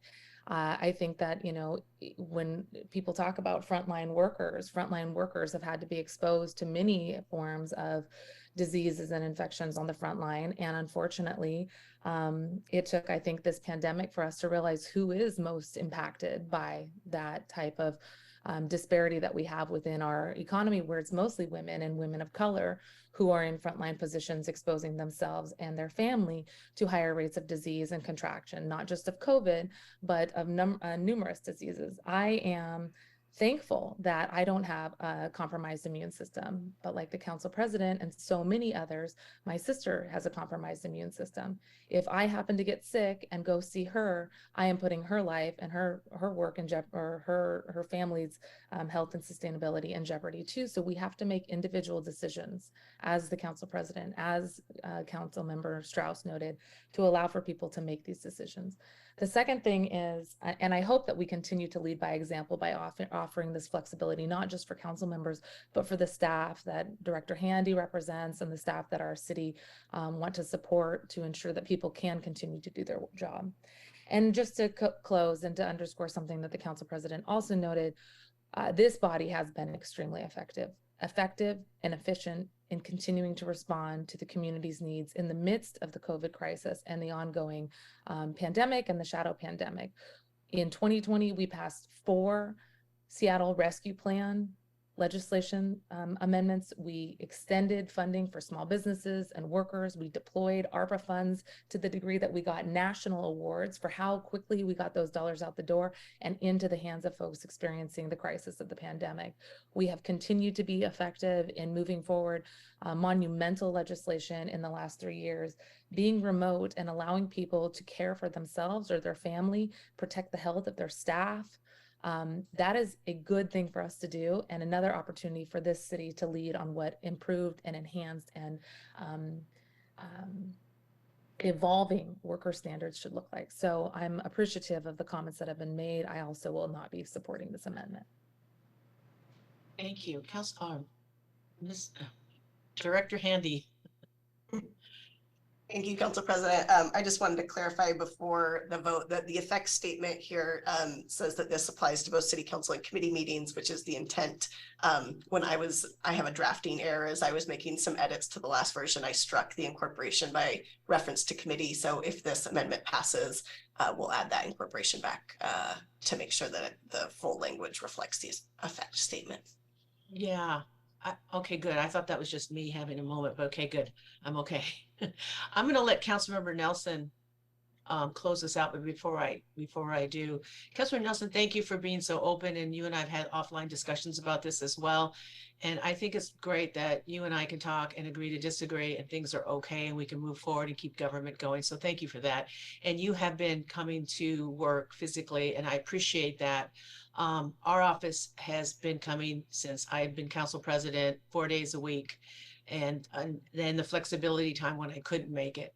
So I want to thank you for that, and also for HR and Karen and all the folks in comms and people that we've talked to and worked with, and the stakeholder group who came forward and said, this is what we've learned under COVID and everything else, and this is what we think what works. So what you were sharing with us today, I think had to be highlighted, and I think that you're right, the public deserves a discussion about it to decide why we are going to do what we're going to do.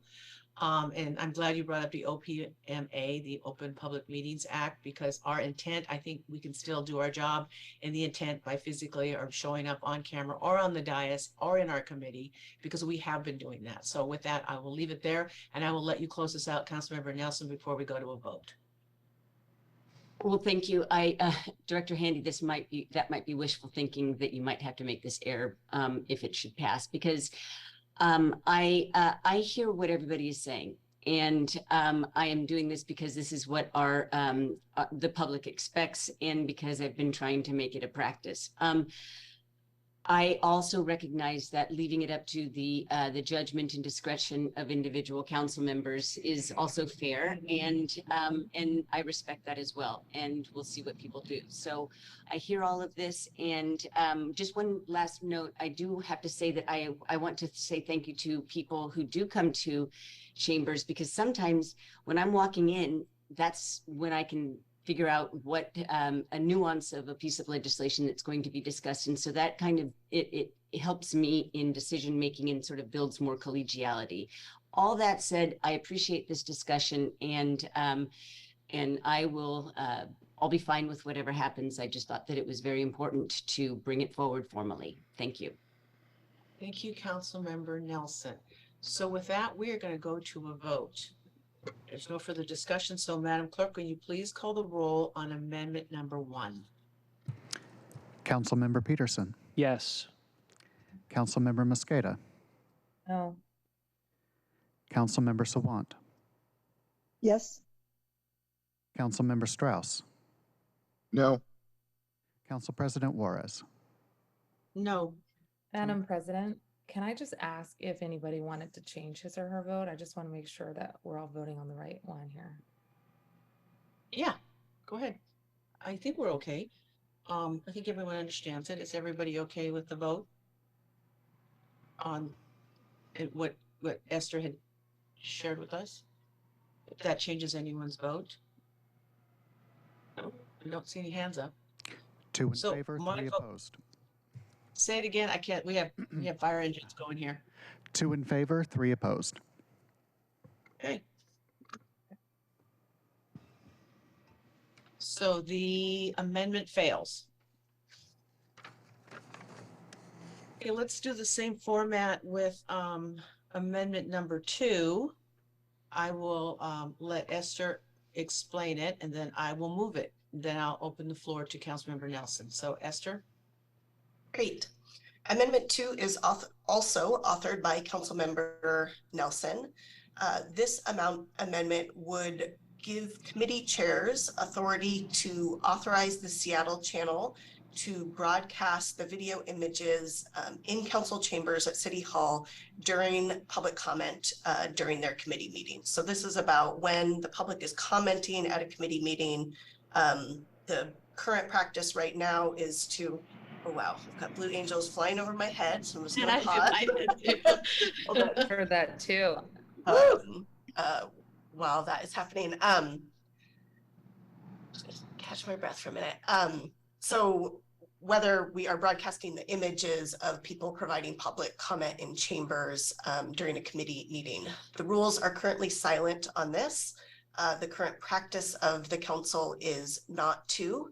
There was originally a proposal from the public and then one from Councilmember Nelson that was broader than this, that the work group discussed, that said the rules would say that the council always shall broadcast the image of public commenters. The work group did not advance that proposal, but instead advanced a change that says the council president, in consultation with the city clerk and IT, will have the authority to determine how this happens. Out of that discussion, Councilmember Nelson has proposed this revised amendment that narrows the discretion to a committee chair for their committee. The last thing I will add is it says that committee chairs will make a decision for a year at a time. So they'll say, this is how my committee intends to operate for the full year. I'll pause there. So I'm gonna go ahead and move it, and then I'll open the floor. So I move to amend Resolution 32096 as presented on amendment number 2 on the agenda and authored by Councilmember Nelson. Second. Second. Thank you. The motion has been moved and seconded. Councilmember Nelson, will you lead us in the discussion in your amendment, and then we'll open the floor. Thank you very much. So just to be clear, this does not impinge upon the ability of the council president to set policy for briefings in city council meetings. This is about visibility and specifically applies to committee meetings. So people come to City Hall to participate in the process of government and make their voices heard. And just as the public has the right to see their representatives, I believe we have a responsibility to see them, which is currently impossible because the camera facing chambers is turned off, or it's not broadcasting what's happening behind the dais, in front of the dais, but the cameras are behind us. And I understand that the current policy is justified by an equity argument that because we don't have the technical capacity to show the faces of remote participants, we shouldn't show the faces of in-person participants. But this is also about, to me, it's about respecting the efforts of people who go through the hassle of schlepping downtown to our chambers because an issue is important enough to them to participate in a meeting in person. And if they want to make public comment or show strength in numbers by, wait a minute, I'm going to pause here. The blue angels are going overhead. Okay. If they want to make public comment or show strength in numbers by filling chairs in chambers, they have a right to be seen by the people who cannot be there themselves and are watching at home or on some other device at our award-winning Seattle channel. So it's not just about council members seeing commenters, it's also about people who are watching the meetings themselves. So this will benefit committee members who are joining by Zoom because they will be able to see public commenters themselves. So this is a benefit, I think, to folks that choose not to be there in person as well. So this is simply providing committee chairs the discretion to decide what is best for their committee and be consistent in it. That's why it's a year. I didn't say it had to be a year, it could be 2 years, could be whatever, but it has to be applied consistently so the public knows what to expect when they come to a committee meeting. So that is the reason that I'm putting this forward, and I appreciate your consideration. Thank you, Councilmember Nelson. I will share with you that I will be supporting this, and I will tell you why. First of all, thank you, Central Staff, and thank you, Councilmember Nelson, for making it more narrow in the consistency piece too. Thank you, Councilmember Nelson. I believe, and well, the rules say council members are the presiding officers of their committee. And I always want to err on the side of giving them the broad discretion to chair their committee as they deem appropriate, including public comment, how many people are signed up, minute, 2 minutes, all of it is up to the discretion of the presiding officer, and Ed is the committee chair. So I will be supporting this, but I just want to point out, there is an equity issue, and that was my concern generally with general counsel. And we know that, well, I don't even have to start with we know. People have a constitutional right to be heard, and we are allowing that, and that is absolutely guaranteed, and we've done that sometimes to a fault sometimes, but indeed we are always telling people to be to speak to the agenda, to be respectful, stick to the time limit, but people do have a right to come here, and I'm supportive of the presiding officer, the committee chair, if they want that camera on the actual speaker that shows up. Now, there will be some issues. It's kind of not fair either for people that can't make it down here, that can't be on TV. And that's the equity piece that I was really concerned about. So if we are going to narrow it to the committee, I do not have a problem with that. So I will be supporting your amendment on this one, Councilmember Nelson. I'm going to open it to the floor. Councilmember Strauss. Thank you, Council President. Thank you, Councilmember Nelson, for bringing this forward. I think it highlights an important issue, one that I have desired to see changed. My question, though, here is, and I don't know if Director Handy or Deputy City Clerk Sanchez or award-winning Seattle Channel wants to pipe in. I don't think that we need to change council rules to make this happen. And that's where I am having tension here. I don't believe that we need to codify this just to tell Seattle Channel to turn on the cameras when people are providing in-person public comment. And so, again, I support the intent of this. It's something that if we can just ask Seattle Channel to turn on the cameras for public comment, it's something that I'll start doing immediately. I just don't believe we need to change council rules to engage in a practice that has always occurred until the pandemic, right? And now we've had the pandemic, we've had remote testimony. There's the equity issue of whose faces are being shown, and I believe that we can just turn on the cameras. Well, does somebody have the answer to that question of can they just turn on the cameras? Can you hold on a minute, Councilman Strauss? I think that's why, and I'm just going to give Esther a hard time, I think that's why they punted it to us and did not want to make a recommendation either way and said it was a policy question. Which, if I'm wrong on that, Esther, please correct me. So can we respond to Councilmember Strauss's question? Yeah, Councilmember Strauss, let me take a stab, and I invite other folks from the working group to add in or correct me if you see this differently. I think this is something that is not required to be in the rules. That how Seattle Channel broadcasts or does not broadcast a committee meeting is not necessarily an item for the rules. I think absent it saying anything in the rules, the council president, as the head of the council and head of the department, is coordinating and making those decisions with the internal divisions like the city clerk's office and IT and Seattle Channel. Seattle Channel is not internal to the department.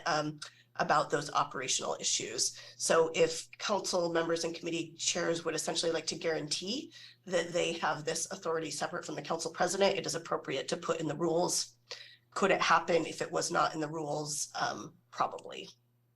Deputy City Clerks, anything you want to add? I want to add one thing, Councilmember Strauss. You're right. You raised a good point, but I think Esther nailed it. That obviously, because she's great at her job, in the stakeholder group. It's having it there though gives you the discretion. So I'm guessing if you have 1 year and you're the committee chair and you let everyone know that you plan on having the camera on people at public comment, but that's always subject to if something happens, you can change that as long as you let the council president's office know to tell the clerks that it's going to be. I guess you can notify people that you won't be on camera. But I'm thinking that you want to codify this so there's some expectation for 1 year to allow the committee chair, the presiding officer, to have people know that they will be on TV and they will be seen and not just heard. So I kind of see it as a no harm, no foul, and gives, again, the council member, presiding officer, committee chair the discretion to do as they deem appropriate. Thank you, Council President. That's helpful. My, I guess, next concern here, and I may just abstain from the vote rather than hashing out all of this on award-winning Seattle Channel, but to say if this amendment passes, then does that bind the hands of a future council president in regards to full council as compared to committee? And if there's a quick answer to that question, feel free to respond. If not, I'll just abstain from the vote today. Well, I will respond what I think, and then Esther, you can tell us what you think, and anyone else. And if Lauren Henry wants to chime in, I don't think it binds the hands, quite frankly, but that's just my opinion. It does not. Council president is still in charge of general council meetings, and this just kind of narrows it, because the original one wanted the city council meetings and council president to have the camera on, and I was against And that. that was not mine. Yeah, I know, it wasn't yours. I know that, Councilor Nelson. I'm glad you chimed in. I was not for that, because I'm looking for an eye towards the future and how we're going to move into the next year with new council members. So I thought this was a great compromise, and again, gives the committee chair, the presiding officer, the discretion and the breadth they need to know how their committees are going to go, including when they have guests. So that's where I was at. And I would hope you would not abstain, Councilmember Strauss, but I'll let that go. Director Handy, is there anything else you want to add before we go before I hand it back to Councilmember Nelson to close us out? I'll just confirm my reading of this is correct, is the same as yours, that this only applies to standing committees and does not retains the authority for city council meetings with the council president. Thank you. So with that, Councilmember Nelson, do you want to close us out before we go to a vote on the amendment number 2? I would just like to say thank you very much, Council President, for supporting this. And I have nothing else to say. Thank you, committee, for considering. I'm glad I can hear you after the Blue Angels thing. I can't hear anybody. Okay, so with that, since it's already been moved and seconded and we've had discussion, I'm going to ask the clerk to call the roll on amendment number 2. Councilmember Peterson. Yes. Councilmember Mosqueda. No. Councilmember Sawant. Yes. Councilmember Strauss. Yes. Council President Juarez. Yes. 3 in favor, 2 opposed. All right, so the amendment number 2 passes. Excuse me, 4 in favor, 1 opposed.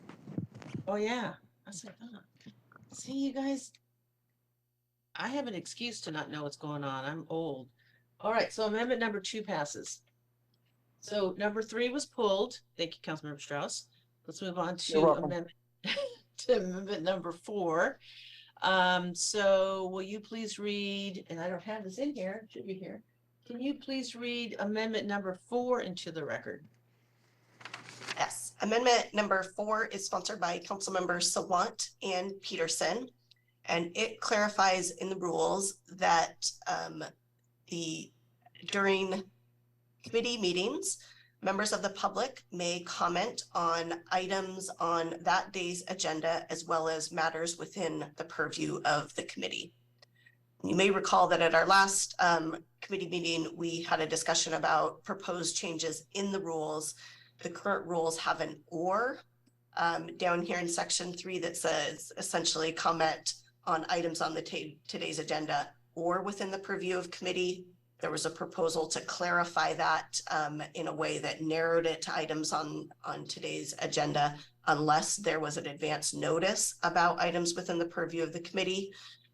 This amendment makes the standing practice that all committees will accept comment on items on that day's agenda as well as within the purview of the committee.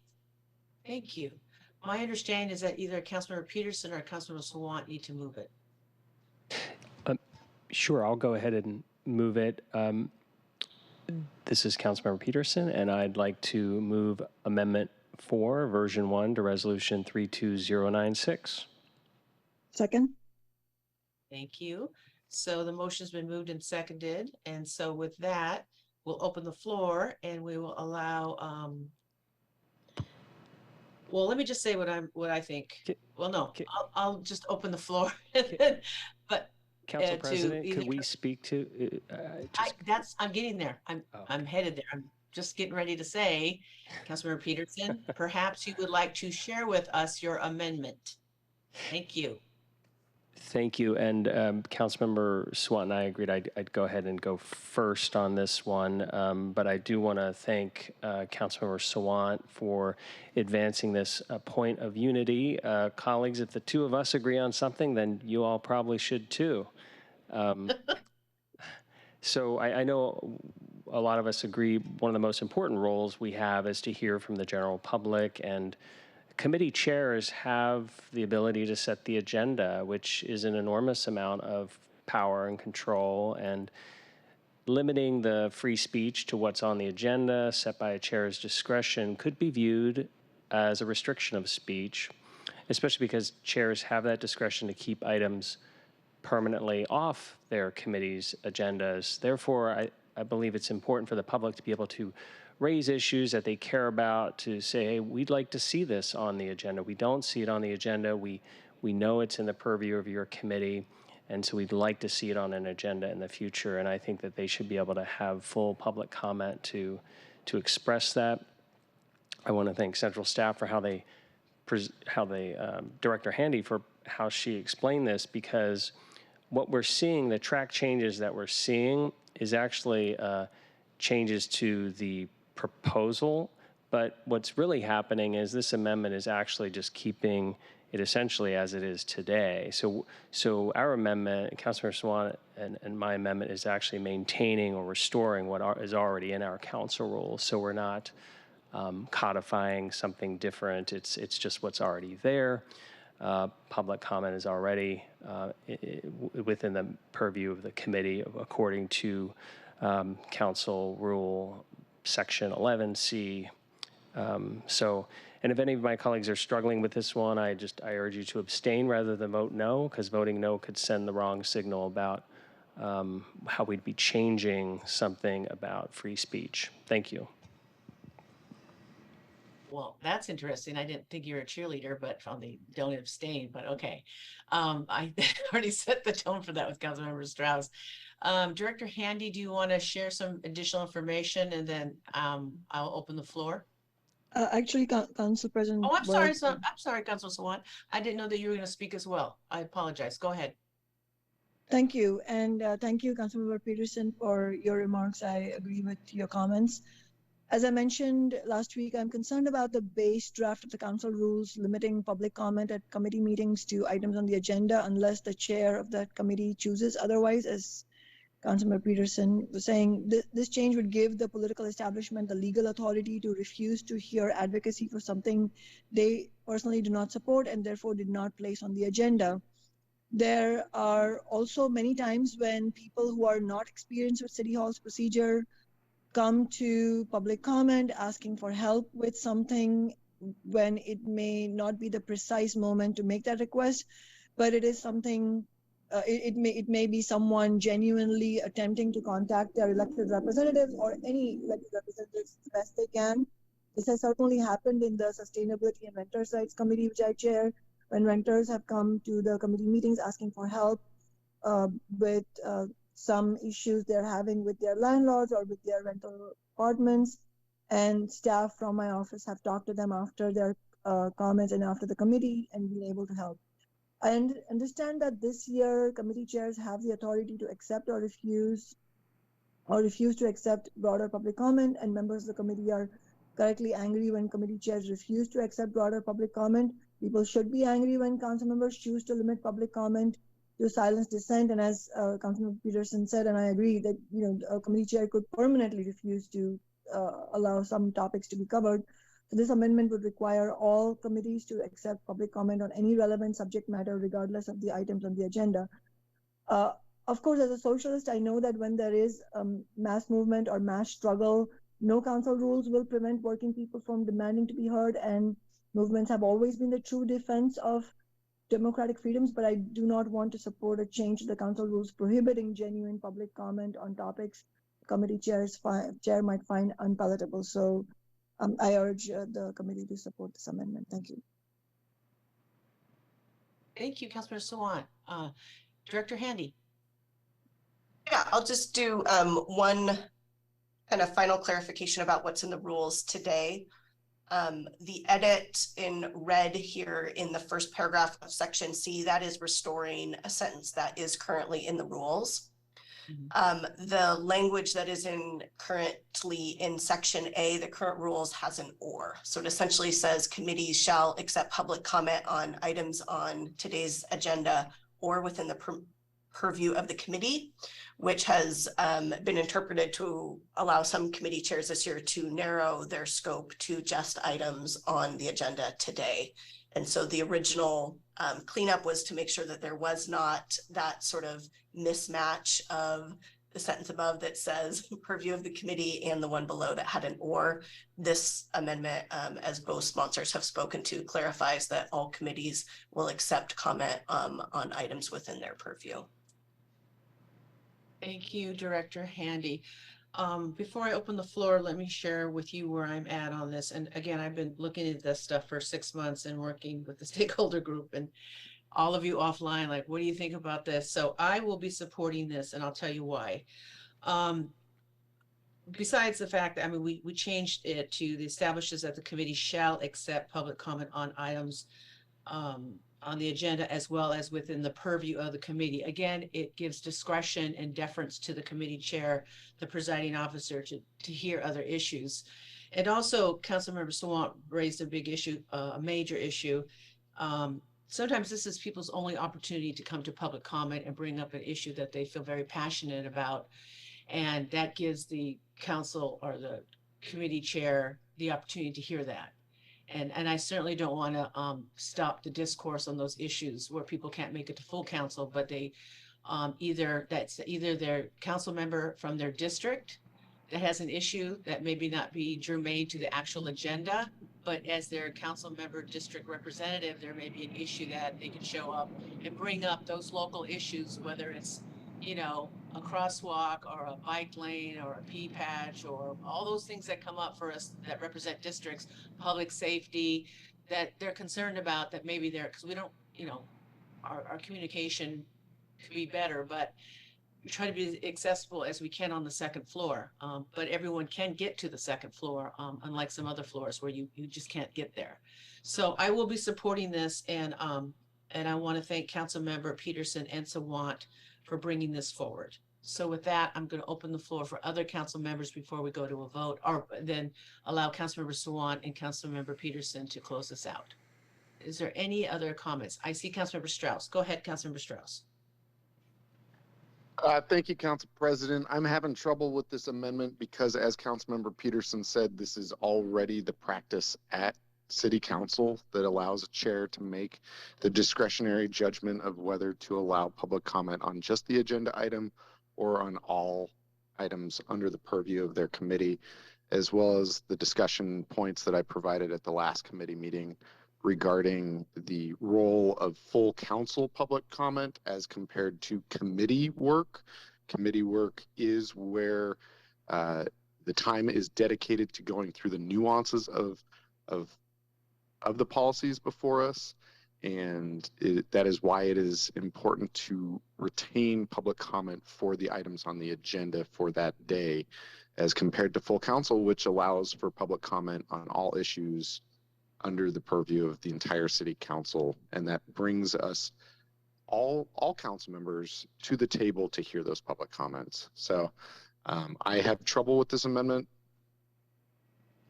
and I appreciate everyone bringing it forward because it is the current practice of our City Council today. Well, in just a quick response, and I'll let the sponsors respond as well.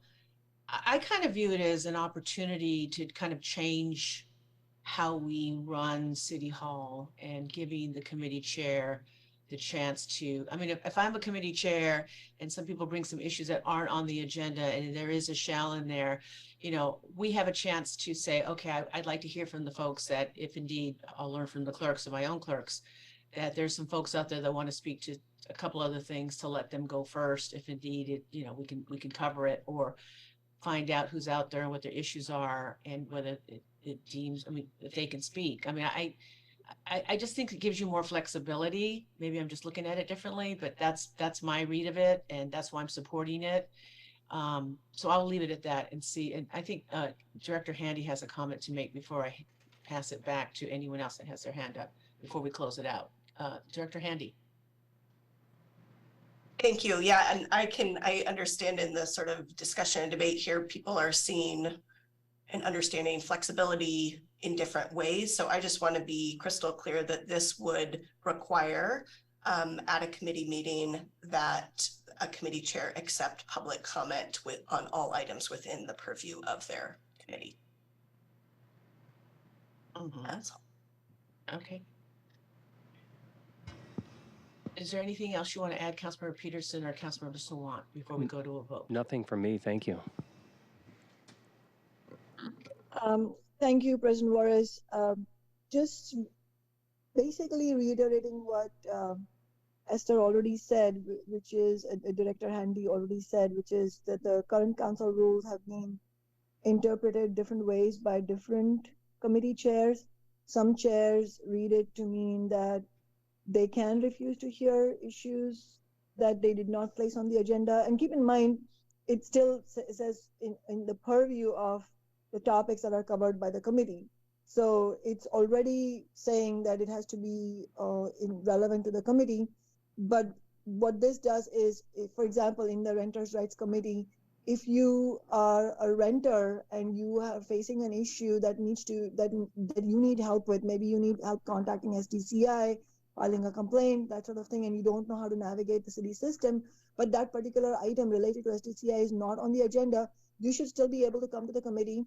And I, as the representative, have the responsibility to respond to them. My staff have the responsibility to respond to that constituent. So that's a concrete example of what will be enabled by this. And it's not that I'm not able to do it. As I already said, I already do it, and I've done it a number of times over the last 9.5 years. But it's a question of whether the committee and constituents of the city have the right to do that, regardless of what the committee chair might prefer. So that's the question. The constituents should not have to rely on this or that specific council member who believes that is the constituents' right. All constituents should have this right at all committees. That's why this amendment is being proposed, so that chairs are not able to limit public comment in that way, which I agree with President Juarez. I mean, it is undemocratic, and this amendment will not allow chairs to censor public comment in that way. And as I said, again, to reiterate, it's still within the purview of the topics. Yeah, thank you, Councilmember Sawant. I was kind of being the promoting that you want to have more access and more voices in chambers. And again, you're right. It does say in the purview of the committee, and you still have that discretion. But I'm going to leave it at that. Is there anything else before we move to a vote? Okay, I do not see any other hands. So there's no further discussion. So Madam Clerk, will you please call the roll on amendment number 4? Councilmember Peterson. Yes. Councilmember Mosqueda. Aye. Councilmember Sawant. Yes. Councilmember Strauss. Abstain. Council President Juarez. Yes. 4 in favor, none opposed, 1 abstention. 1 lonely abstention. Okay. So it passes. Amendment number 4 passes. All right, let's move on to amendment number 5, and I believe Councilmember Mosqueda will move this forward. Great. Amendment number 5 is indeed sponsored by Council Member Mosqueda, and it creates a new authority for the council president that she may refer bills both to a subject matter committee and to the finance committee. These would be bills with significant fiscal impact. That decision of what is significant fiscal impact would be decided on a case-by-case basis with a guideline of fiscal impact over $500,000, tax-related amendments or policy changes to the budget process. That's sort of the presumed initial definition of significant fiscal impact. The cadence would be that a bill would go to a subject matter committee, the subject matter committee would make a recommendation, and then a bill would go to the finance committee for recommendation. A bill that has stopped at both committees goes to full council with recommendations from both. I move amendment number 5, Madam President. Second. Thank you, Madam All right. It has been moved and seconded. And Councilmember Mosqueda, can you lead us in a discussion on your amendment?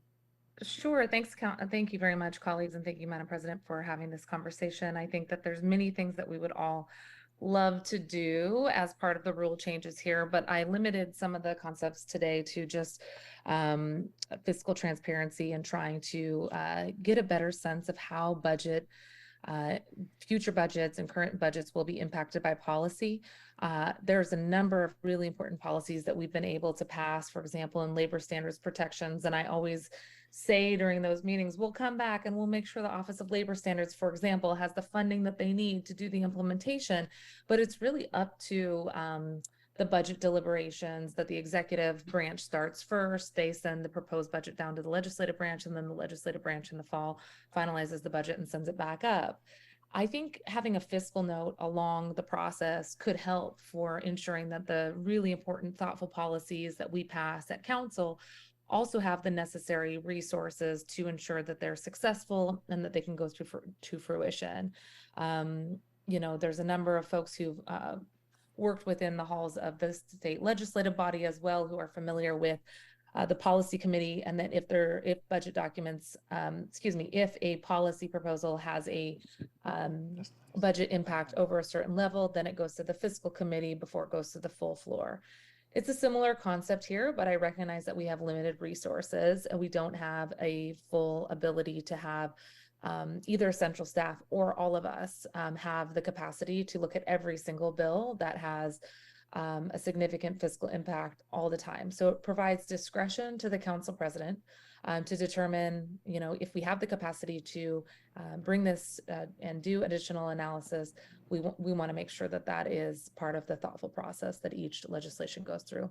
I think it will help us as well with both bills that come from the executive branch and the legislative branch. So this is not wanting to single out any specific council-matic effort. I've voted for a number of things that we all know we would have to square with the budget later. But there's also a number of things that come down from the executive over my tenure. And I'm sure other colleagues who've been here for a long time as well, including Councilmember Swanton and Councilmember Juarez, are familiar with previous administrations where we need to know the fiscal impact, and we might agree with the policy, but not having the ability to sort of scrutinize it through that lens is a barrier. So again, this is, I think, just a good governance practice, and recognize that we'd have to continue to build the capacity to set up the structure to do this in the future. I just want to ask Director Handy, is there anything else you'd like to comment on regarding like deference and authority versus a mandate? Sure. Yeah, we wrote this in sort of the broadest sense of it creates the ability for the council to do this, but does not require it. The second sentence in I also includes that the president, in consultation with the central staff director and informed by staff capacity and available fiscal information, is a way to acknowledge that one, there will be some considerable operational pieces to sort out should this pass of logistically how this moves through the process, and also some thoughtful conversation about how to support a finance committee discussion distinct from a subject matter committee discussion. Are our fiscal notes adequate today to do that? Do we need additional data or information from CBO? If so, what might that look like? And does the council have that today to support the kind of conversation that Councilmember Mosqueda is signaling would be important here? So creates a path that this could happen, does not require bills to move on this path. Thank you. I have a few comments, but I want to hear from our colleagues first. So before I share where I believe I'm at on this, Councilmember Peterson and Councilmember Sawant.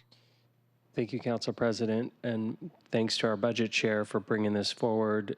I am interested in this. I like aspects of this. I just wanted to better understand how it might work in practice. I know, in the state legislature, the U.S. Congress, they'll do similar things where you've got the fiscal committee looking at it or the tax committee looking at it in addition to the authorizing subject matter committee. So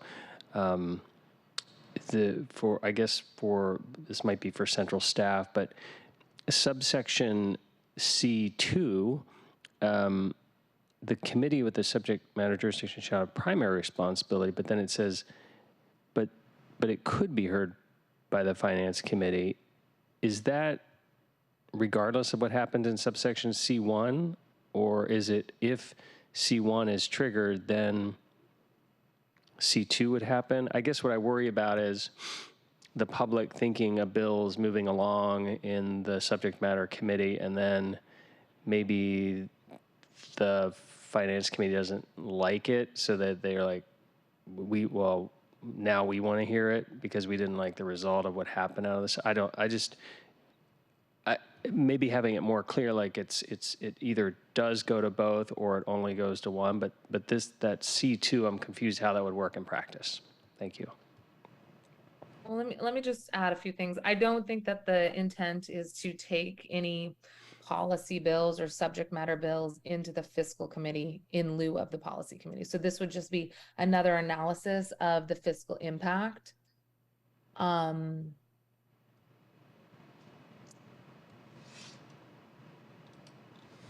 think that it is important for there to be a threshold that's known, but to also recognize that given capacity, we can't really mandate this right now. If we want to work towards this system and have some threshold that we draw the line at, that makes sense to me.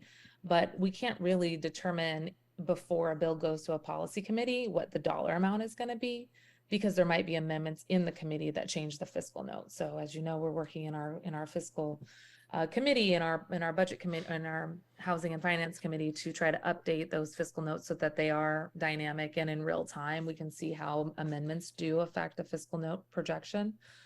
So I would suggest that, again, if we hit a certain threshold, given amendments that are taking place in a policy committee, that should be the threshold for when the council president makes a determination of whether it goes to a committee. I hear what you're saying, though. It needs to be we need to take the objectivity out of it, if there is any, and ensure that there's a clear standard across the board. Did I capture what your concern was? Yeah, yes, may I ask a follow-up? Yeah, go ahead. So would the finance committee, in that case of C2 happening, would the finance committee be deliberating on it solely for fiscal matters, or would they be able to be talking about the policy?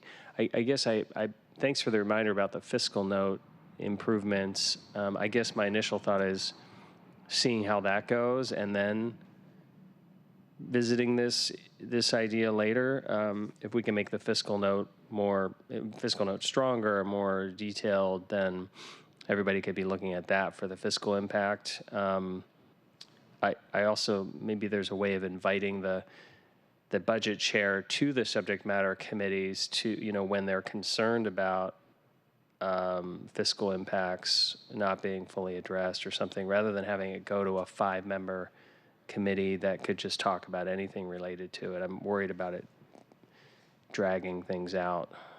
Thank you. Okay, well, I just want to reject me or any future budget chair going to committees to raise concerns, right? It's not about concerns on the policy. You for hundreds of hours of. Yeah, no, thank you. But I understand a lot of people don't have the capacity. We have 9 members at this juncture. We don't have the capacity to sit on too many more committees, but it is clear that there are policies that are being passed where we do need to have a better look at the actual fiscal note. And I just want to also reiterate, this is not about council-driven bills specifically, right? We also have a situation where often the executive, and not this executive specifically, but the executive branch throughout the 6 years I've been here has sent bills down with basically saying, don't worry, we'll figure out the cost. well, then it comes down and we have to figure out the cost later, and we're all kind of crunched at that point. So both for executive initiative bills and council bills, I think this is an important tool, but I definitely don't want it to be like the budget chair is raising a concern. That's too much, power in one person's purview, but it's also not about a individual concern. It's just about looking at the fiscal impact over the years. Thank you. Councilor Sawant has her hand up. Thank you, President Morris. I appreciate the questions that you just asked. You're cutting out, Councilmember Sawant. Sorry, can you hear me now? Yeah, just speak up a little louder. Okay, thank you. Oh, good. Great. I was saying that I appreciate the questions Councilmember Peterson asked. I'm still not clear, honestly, what the purpose of this amendment is. In other words, what I'm trying to say is, what is the problem that it is trying to address in my mind? And correct me if I'm wrong, Director Handy, but two problems in my view, because fiscal questions are not apolitical. They're not politically neutral. They are extremely political. What an elected body chooses to fund and what it chooses not to fund is very much a political question, and it's in most ways it's the most central question and the most fundamental question. In the question of what is actually funded and what is not funded. And so in that sense, I would have a lot of concerns about this amendment, unless I'm misunderstanding it, of course. But so I have questions, and I'll go ahead and ask them and also give an example of why, to explain my concern. So the questions are, if a bill is voted out of the policy committee, and is flagged in this way, does it need to go to the finance committee before it can go to the full city council for a vote? Does the bill need a vote in the finance committee? And I heard that from just now that it maybe doesn't, but it's also doesn't sound confident. I'm not sure what that means. So does it need a vote? Does it require a vote in the finance committee? In other words, if this amendment passes, that is. And what if it is amended? What if the bill is amended in finance committee? And I heard, Director Handy, I heard you say that the logistics still need to be worked out. I understand that, but these questions for me are fundamental. And the key question here also is, what if the finance committee never calls a vote and it stays in limbo? Like, I don't understand what if that situation arises. And again, correct me if I'm wrong, but I would be concerned about something, creating a structure like this, first of all, because I feel like there isn't a problem that is trying to address. In my view, the problems are political, just in terms of what do elected officials actually decide to do, but they are not process related. And in the name of trying to address a problem, which I don't understand that it exists, I think this could create a structure, this amendment could create a structure where progressive bills could get mired in endless committee meetings and never brought to a vote. And as we know, the state legislature is infamous for doing this, and other bodies are also infamous for doing this. Some progressive legislator sponsors a bill that's genuinely important to ordinary people, to working people. And we see the Democratic Party doing this all the time. And then there's lots of self-congratulation. There's a lot of obfuscation that ordinary people are subjected to, where you're supposed to think, well, if this or that progressive Democrat brought a bill forward, then maybe there is some progress happening.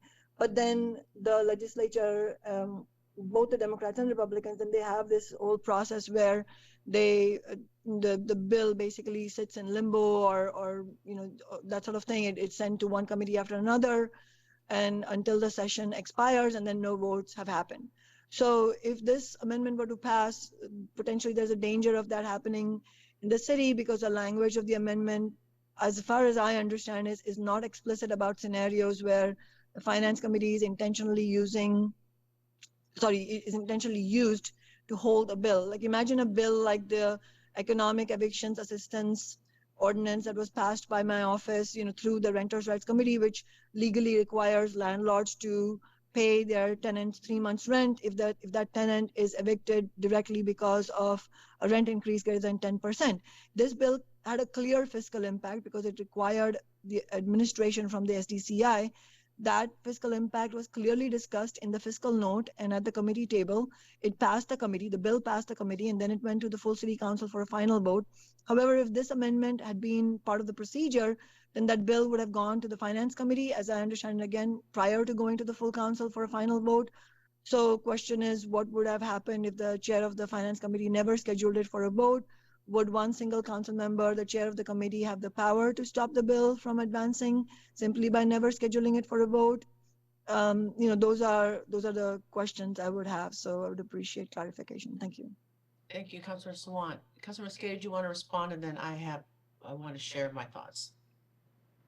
Sure. I see Director Handy's hand up too. Yeah. I mean, I want to make sure that folks understand that this is good conversation. Maybe it will be teed up for the future council to consider at some point. I think it's a good practice to do. And I'd offer two other policies that are current, that are happening right now. I think it would be very helpful to have a committee have a chance to look at what is the new drug bill that's being proposed and how in the world that's going to be financed, with multiple millions of dollars being projected, and us having a funding question at hand about how we're going to close a $214 million gap in 2025, a $207 million gap in 2026. I want to know what the fiscal implications of any major policy change that's being considered before council, whether it's councilmatic or executive, and to actually do an analysis of whether or not the city is going to be able to pay for something in the future feels like an important question to be asked, especially when we're running into a expenditure gap and a revenue gap. Our population continues to grow and the services continue to be needed, but when we're making policy choices without having a chance to see where the dollars come from in the future, it feels like a really important policy question to raise. Of course, we have other policies that are being announced weekly via press releases, and if those policies continue to move through our existing committee structure and we don't have a chance to see collectively how much those policies are going to be in the out years, I think we end up compounding our existing situation without additional progressive revenue, which I've been very supportive of. A great example is everybody wants to activate downtown, but the downtown activation plan, do we have the funding for that over the years? What's the impact going to be in the near term and the long term? So again, these are two examples that are executive led, that there may be a lot of support for, and we just need to make sure that there's a long-term conversation around revenue for anything that's not councilmatic specific, it's not executive specific, it's across the board. I'll stop because I see Director Handy has her question up. Obviously, I don't think this is going to pass today. So let's keep the conversation going about how policy conversations that have a budgetary impact are better daylighted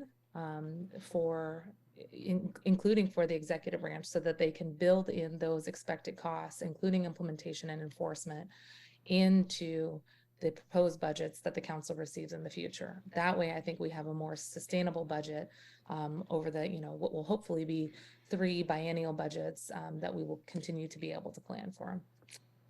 Thank you. Director Handy, and then I'll share my thoughts. Thank you, Council President. I just want to provide a little bit of information on a couple of questions from the last council members. First, just noting that in the current city model, it is committee's practice to do both the policy and fiscal review of a bill. And Councilmember Peterson, to one of your questions earlier about sort of what is the additional data or information that the finance committee is looking at, or are they looking at policy pieces? We would need to determine what additional data or information really sets up a finance committee discussion that is different than what a policy committee is looking at today. So that is a little bit TBD. And a couple of members noted that that other bodies like the state legislature do this. One thing I want to note that is different at the municipal level is that what the legislature and federal is often looking at are actual appropriation bills. And the way that our council legislative process works is typically you are seeing policy bills during what I call the policy season most of the year. And then the bulk of the appropriations bill come in the fall with the budget. The exception, of course, being the mid-year supplemental and an occasional one-off. But whereas the bills that are going from a policy committee to a finance committee at the legislature are bills with actual sort of appropriations in them. And then Councilmember Sawant, to your question about must the finance committee vote if a bill is referred to both committees? I think I have two answers. One is that hasn't been defined here. As I said, there's quite a bit of flexibility in this. I think the operations we have envisioned in talking about this is that a council president would make a decision early in a process to refer it to both committees. And under the current practice, if a bill is referred to a committee, it must take action on it for it to be advanced to full council. So the default would be yes, that both committees need to take action on it. And the rules are not specific enough at this point to specify, as they're written with quite a bit of flexibility to sort out the operational pieces. Council President, I think that those are the pieces I wanted to add to the discussion at this point. Thank you. My initial reaction was, and it now it remains the same from we've been discussing this, is unfortunately I will not be supporting this today. And let me share why. It isn't that it isn't a good idea. I zeroed in on, okay, we basically want the council president to do a dual assignment for the budget chair and the committee chair. And I feel like it adds another layer of bureaucracy. I think even today's discussion has shown and exemplified that there are more questions than answers because we're trying to see what, even though I understand the practicality of what Councilmember Mosqueda is saying on the budgetary issues, policy issues, I don't know what we're trying to remedy that. And Councilmember Peterson raised a good point. Perhaps we need to be more, you know, I don't like using this word, more robust on the fiscal note and financial obligations. I'm not comfortable with having the council president in consultation with central staff and informed by staff capacity, being informed on staff capacity and available fiscal information, and then may assign, and even though you tell us and define loosely, significant fiscal impact shall be determined on a case-by-case basis. I see problems right there because then some people are going to say, why did mine get assigned and theirs didn't? And I'm going to say, well, because it was over 500,000, or there's a tax-related amendment, or there was a policy change. There's too much squishiness in there. And if we were really trying to remedy an issue that is like glaring, I could see it, but in practicality and actually how we would apply it, I think that we would be creating more heat than light, quite frankly. I'm not comfortable. I don't think it's purely objective. I think there's a lot of subjective decisions that have to be made along the chain of getting these two matters to a committee and then the budget chair. And quite frankly, that's why we have a budget chair. And we do have these discussions in offline and obviously in committee.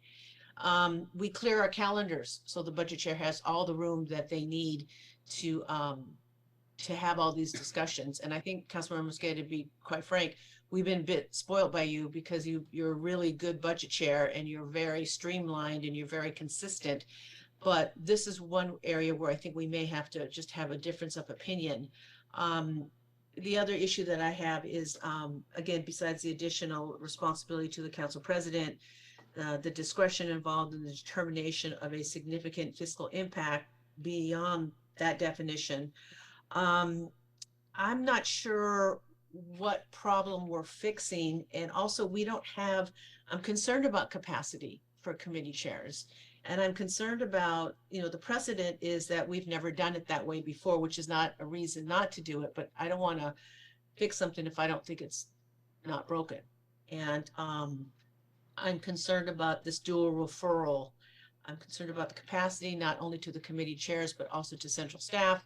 I'm concerned about the dual assignment and the definition of significant fiscal impact. And I think we need more discussion on this. But I do believe the point that you raised, that why we're having this great conversation, particularly in the last 7.5 years that I've been here, we do get stuff from the executive that comes down and the price tag isn't on there. And they say, we'll worry about that later. And then as the budget chair, you have to come to us and say, hey, the executive or one of your colleagues is asking for this and we're not sure, or it's well over 500,000. I know that there's some instances where some council members have asked for $20 million in the budget. And, that's why we have a budget chair. We rely on their discretion and their expertise and their professionalism to work with central staff and the executive and the council president's office, whoever will be here next year to do that. So that's my concern there. I don't think it's a bad idea. I think it needs just more discussion and retooling, quite frankly, because, and you did this well, Councilmember Scan, I'm not just saying this, when we went through the summer of 2020 and had to get millions of dollars out the door with the ARPA money, and some other issues that came up. I guess, pardon the way I say this, but sometimes when people think that there's a pot of money available or the city treasury doors are just open and, it becomes a feeding frenzy, and you have to, pull people aside on that particular issue or committee and say, hey, this is a great idea, but how are you going to fund this? So I understand that makes sense to me. Codifying it, the definition, I think it's much more subjective than objective. The additional capacity, another layer of bureaucracy. Those are the issues red flags that are raised for me. So unfortunately, I cannot support your amendment today. Okay, thanks. Do you mind if I make a few comments? Oh, absolutely. I wanted to see if anyone said anything else. I was going to let you close this out and respond to all those issues.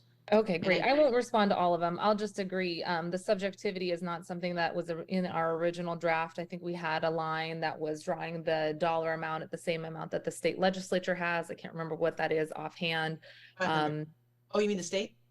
Yeah. Oh. And recognizing that we have less capacity than the state does. They have an entire department dedicated to fiscal note analysis and the opportunity to staff a fiscal committee. We drew the line higher, but I think that the subjectivity that you raise is absolutely something that should not be in there, so that no matter who's sitting in the council president's seat, it's just a question that it gets referred.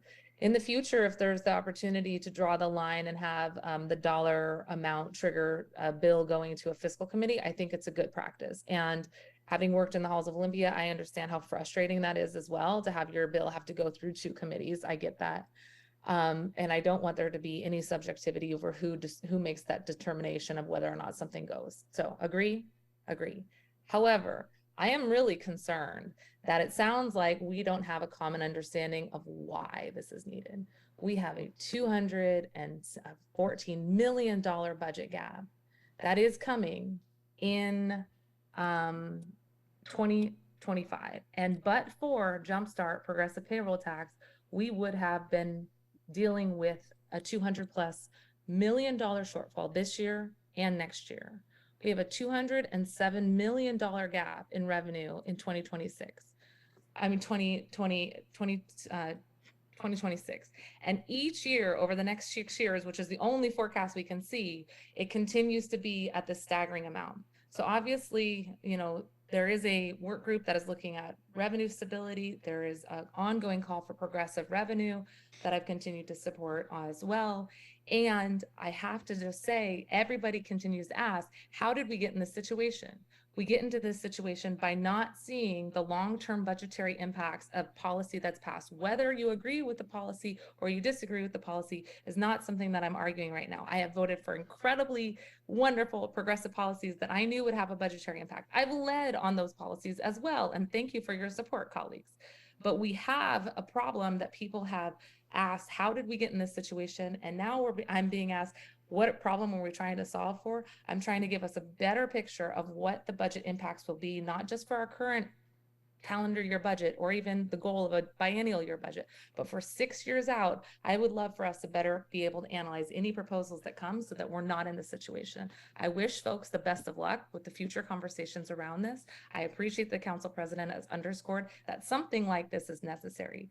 But as we head into September and October and November, I hope that we can actually all come out of the next month's discussions about the revenue situation with a better understanding of the problem that we are trying to solve for. $200+ million gap, 2025, 2026, 27, 28, 29, and 30. That is the problem that we are facing. So I'll continue to support policy that has a budget impact, I'm sure, but I just wanted to make sure that we were having a transparent conversation so that that gets folded into the budget and we don't, end up in a situation where good policies pass without the funding to implement it, or good policy is passed without the ability to keep that sustainable over the, future years. Thank you for considering this. I'll still be a Councilor yes. Mosqueda, I'm glad what you said, because we see this at the federal and the state level on unfunded mandates, where everybody comes in wanting this great policy, and you're right, it gets to where, but Councilmember Sawant did raise a good issue, that it does get political. And if it was just cut and dried as, oh, it's over 500,000 tax related, that could be a lot, or policy changes to the budget process. So that's where it gets squishy for me. But I understand what you're saying. And you're right. And if I can I ask you a question though? You've been our budget chair, and what has been your experience with people understanding the rules for the supplemental budget? How would this help? This is less about the supplemental budget. The supplemental budget rules are more regarding like, are there urgent issues that are popping up, that are things that are time sensitive that we can try and deal with? This Okay. is more about how do we look at the long-term impact or planning for the next budget to ensure that the true dollar amount necessary for implementation is included in the proposed budget that we receive from the executive as well. Right. But this wouldn't stop somebody, and people do it anyway, knowing that it's a supplemental, to still come in and act like it's the general big budget and ask for big ticket items. Sure. And we are working on trying to change that. That's where I would like to see some legislation where people follow the rules, but that's another issue. So with that, Councilmember Muska, is there anything you want to add, or Director Handy, before we go to a vote? I'm not seeing any.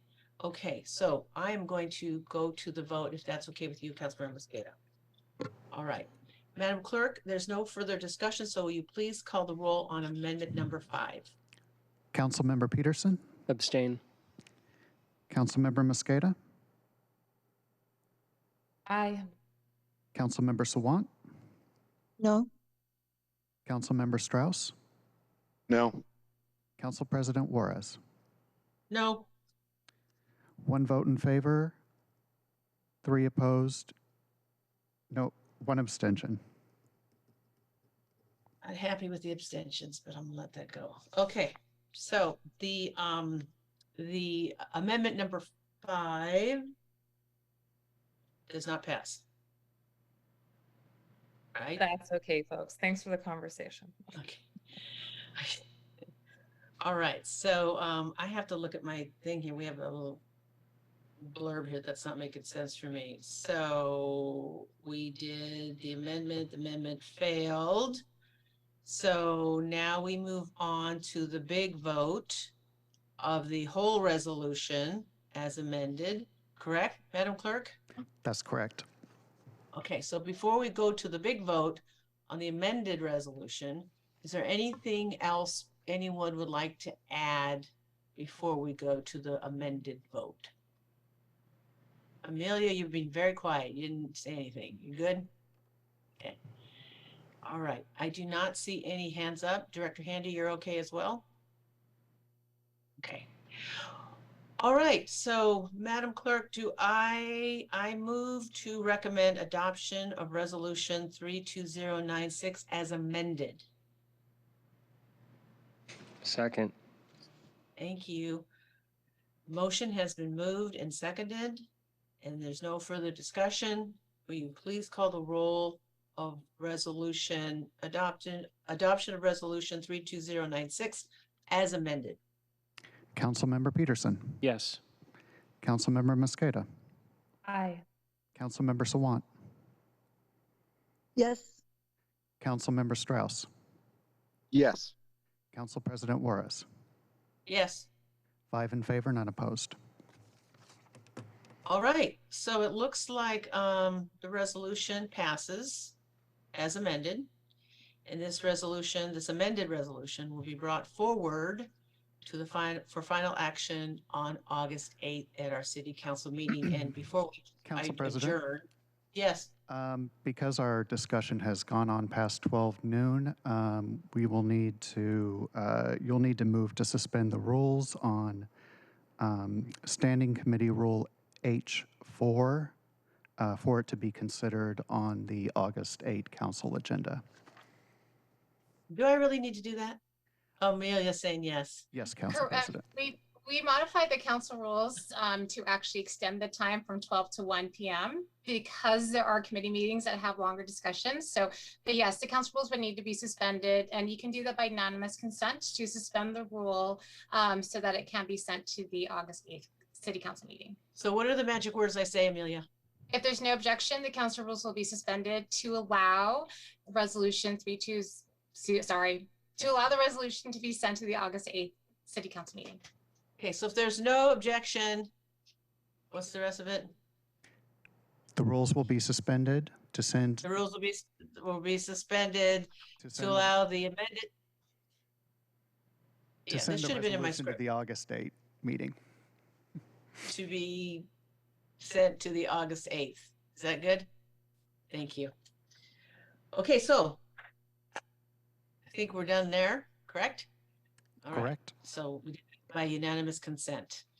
That was a little rocky. All right. So before we adjourn, I have to share that we concludes our items of business, and our next committee meeting is scheduled to be held September 21st.